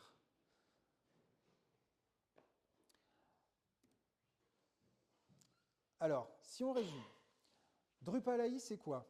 Drupal AI, c'est juste les deux premiers carrés qui sont affichés là. Drupal AI, c'est des types d'opérations, transformer un texte en un texte, etc., etc., des types d'opérations qui sont communément gérées par des services d'IA. On a une liste de providers, une API qui permet d'exposer les opérations qui sont faites par ces providers à des modules, et c'est shippé avec, pardon pour les anglicismes, une liste de modules. Dans les listes de modules, ils servent à faire des trucs. On a par exemple assisté à la saisie de contenu. Donc là, ce qu'on va retrouver dans les sous-modules, c'est Content Suggestion et CKE Plugins. Okay, donc on va pouvoir améliorer ça. On va pouvoir automatiser la valorisation de champs, donc ça, plus, enfin, c'est hyper intéressant. mais on va pouvoir, grâce aux automators, alors je passe pour les chains et ECA, mais je vous invite vraiment à aller regarder ça parce que vous allez voir les capacités no-code que ça ouvre, c'est absolument incroyable. On a recherché et contextualisé avec l'IA sur son contenu propre grâce à la Search API et l'intégration avec les RAG. Et bien entendu, on a effectué des actions en laissant l'IA déterminer elle-même ce qu'elle veut faire, bien entendu de manière contrôlée, hein, faut pas déconner. Et donc ça, c'est les assistants et les agents notamment. Voilà, ça c'était pour la big picture. J'espère que j'ai pas été trop long. Je vous remercie et voilà.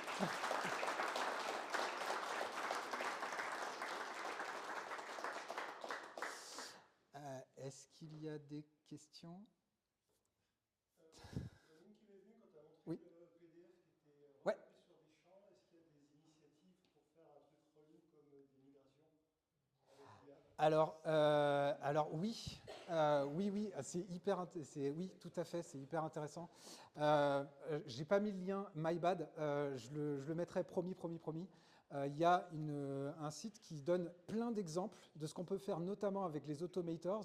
L'un des exemples, c'est comment je migre grâce à Drupal AI maintenant, comment je migre un WordPress vers un Drupal. Voilà. Parce que là, on a mis un PDF, mais un PDF, c'est quoi? C'est juste un langage.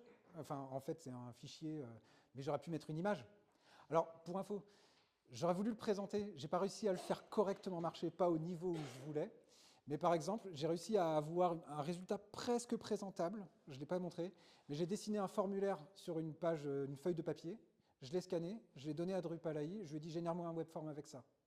Il a su me reconnaître que la petite étoile que j'avais mise à côté de mon libellé, c'était parce que le champ était requis. Donc oui, ça va vraiment, enfin, ça peut vraiment aller loin. Oui. J'ai vu que tu parlais beaucoup de, enfin en tout cas tu l'utilisais beaucoup sur du back-office, crée-moi des champs, modifie-moi le type de contenu, ce genre d'éléments. Mais est-ce que ça peut être tourné pour du client? Je pense notamment pour du chatbot un peu contextualisé par rapport à mon activité, des liens internes, Ouais. des maillages. Alors, la question c'est, est-ce que ça peut être orienté client? Parce que là, il y a eu beaucoup d'utilisation back-office. La question est hyper intéressante. Parce que quand c'est tourné client, si c'est tourné client et que le client c'est complètement open, ce qu'il faut savoir, c'est qu'avec l'IA, c'est jamais du 100%. Okay, et surtout, c'est que là, on utilise des choses qui sont quand même assez gourmandes derrière. Donc, tourner vers du client, oui, sur de l'UGC, donc du User Generated Content ou UGA, User Generated Action, ok, quand c'est vraiment des actions qui sont engageantes du client. J'engage pas à le faire sur des trucs qui sont hyper utilisés dans votre site, par exemple.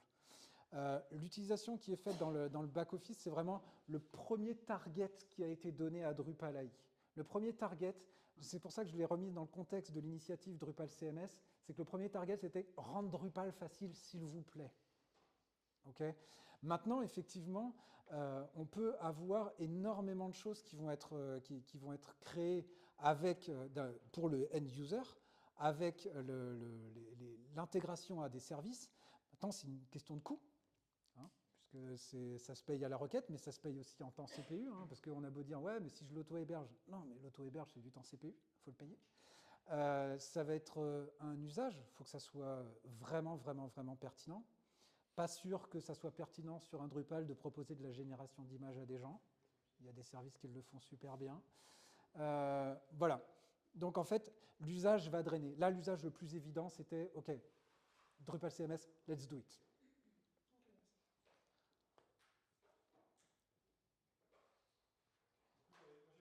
Ouais. Si on intègre ces outils, c'est probablement des requêtes qui vont être exécutées vers les LLM, donc on s'en rend les déploiements techniquement. Et puis il y a peut-être un coût aussi financier qui est derrière. Est-ce que toi, tu as déjà une évaluation de la limite à laquelle il faut utiliser ces outils, le budget que ça va représenter? Ouais. Alors, pardon. Pardon? J'ai même pas pris la peine de générer des images par IA. Si, peut-être que non, même pas le gâteau nantais. Alors, la question c'est qu'est-ce que... Vas-y, répète-la parce que je ne l'ai pas encore... Dépendant en termes de coût ou de performance, Ouais. des interactions de requête avec les services Ok. comme les LLM. Alors, le lien de dépendance, la question est relative au lien de dépendance qu'on va avoir sur certaines des features de notre back-office, notamment, ou même du front-office, à des services LLM. Là, je pointe un truc que j'ai dit et qui est hyper important, et je le repointe, c'est que Drupal AI, c'est un framework qui permet d'interfacer avec des providers sur des opérations. L'opération peut être tantôt faite par un provider, et si celui-là ne nous intéresse plus, on peut utiliser un autre provider. Ça veut dire quoi? Ça veut dire qu'on est, entre guillemets, agnostique de notre provider. À un truc près, c'est pour les RAG. Ça veut dire qu'une fois qu'on a vectorisé avec un provider nos contenus, en fait, le vecteur, c'est le provider qui nous l'a calculé. D'accord? Et ça, il lui est propre. Donc, il va falloir le rattaquer avec le même provider. Mais sinon, en fait, pour la génération d'images, je suis passé par 3 providers différents sans changer quoi que ce soit en conf. En fait, j'ai juste sélectionné un autre provider. Charge après à l'intégration avec ce provider dans l'opération. Donc, l'opération, ça reste la même, le provider est différent. Tu vois ce que je veux dire? Et donc, un provider, on peut en déclarer un dans Drupal AI et dire, bah voilà, ce provider-là, il peut faire telle et telle et telle et telle opération. Et donc après, en fait, l'opération, c'est juste l'interface. Si on parle en PO, c'est ça, c'est l'interface. Je ne sais pas, j'ai répondu à ta question? Peut-être pas. Alors, j'ai un exemple en termes de coût. J'ai pris un semestre entier de cours de fac en PowerPoint que j'ai transformé en images. Donc ça, je l'ai fait en local.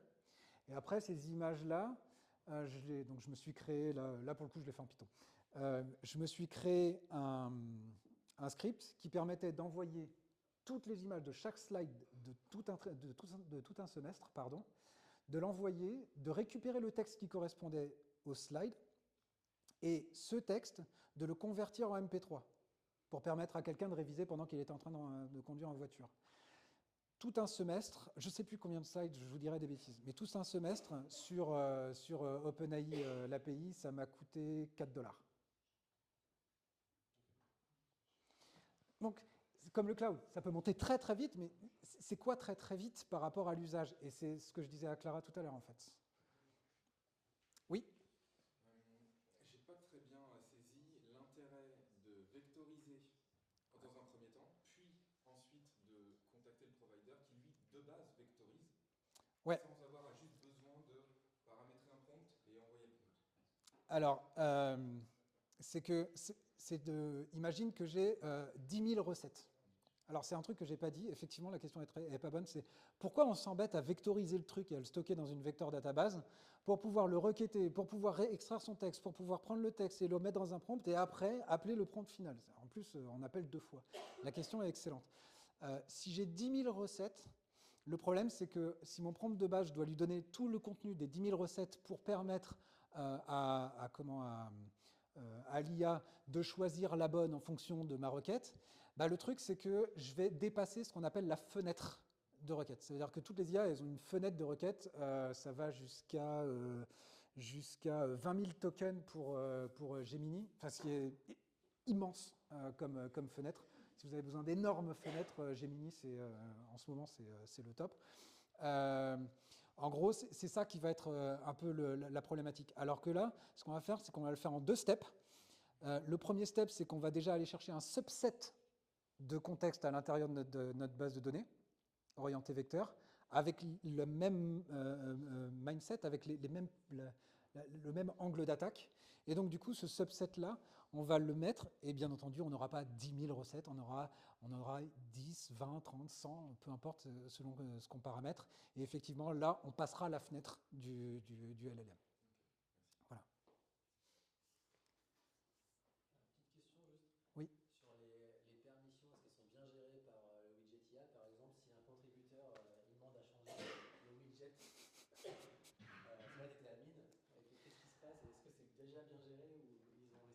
Ok. Est-ce que quand je me connecte en front sur le site, je peux activer ou désactiver un module si j'ai un chat qui est ouvert? Excellente question. Alors, ce qui est affiché, ça a la forme d'un chat, mais c'est ce qu'on appelle un... ça y est, j'ai perdu mes mots. Un assistant. Et en fait, dans Drupal, je suis désolé, je ne peux pas le montrer là, mais dans Drupal, quand vous créez un assistant, c'est vous allez dans votre liste d'assistants et puis vous dites je veux créer un nouvel assistant. Et cet assistant, ce que je montrais dans le schéma, si on revient là un tout petit peu dans le schéma, c'est que cet assistant que je vais créer, je vais lui donner un certain nombre d'actions possibles. D'accord?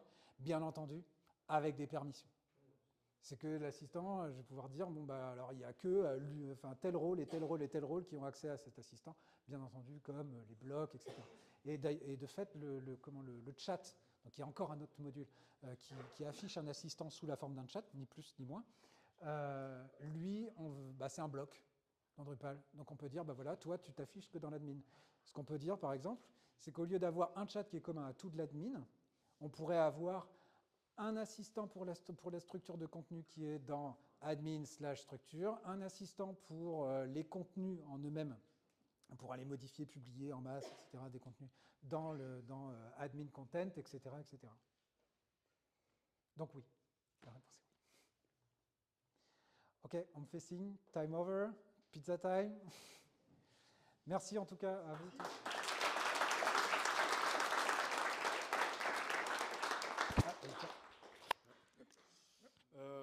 Merci à tous nos speakers.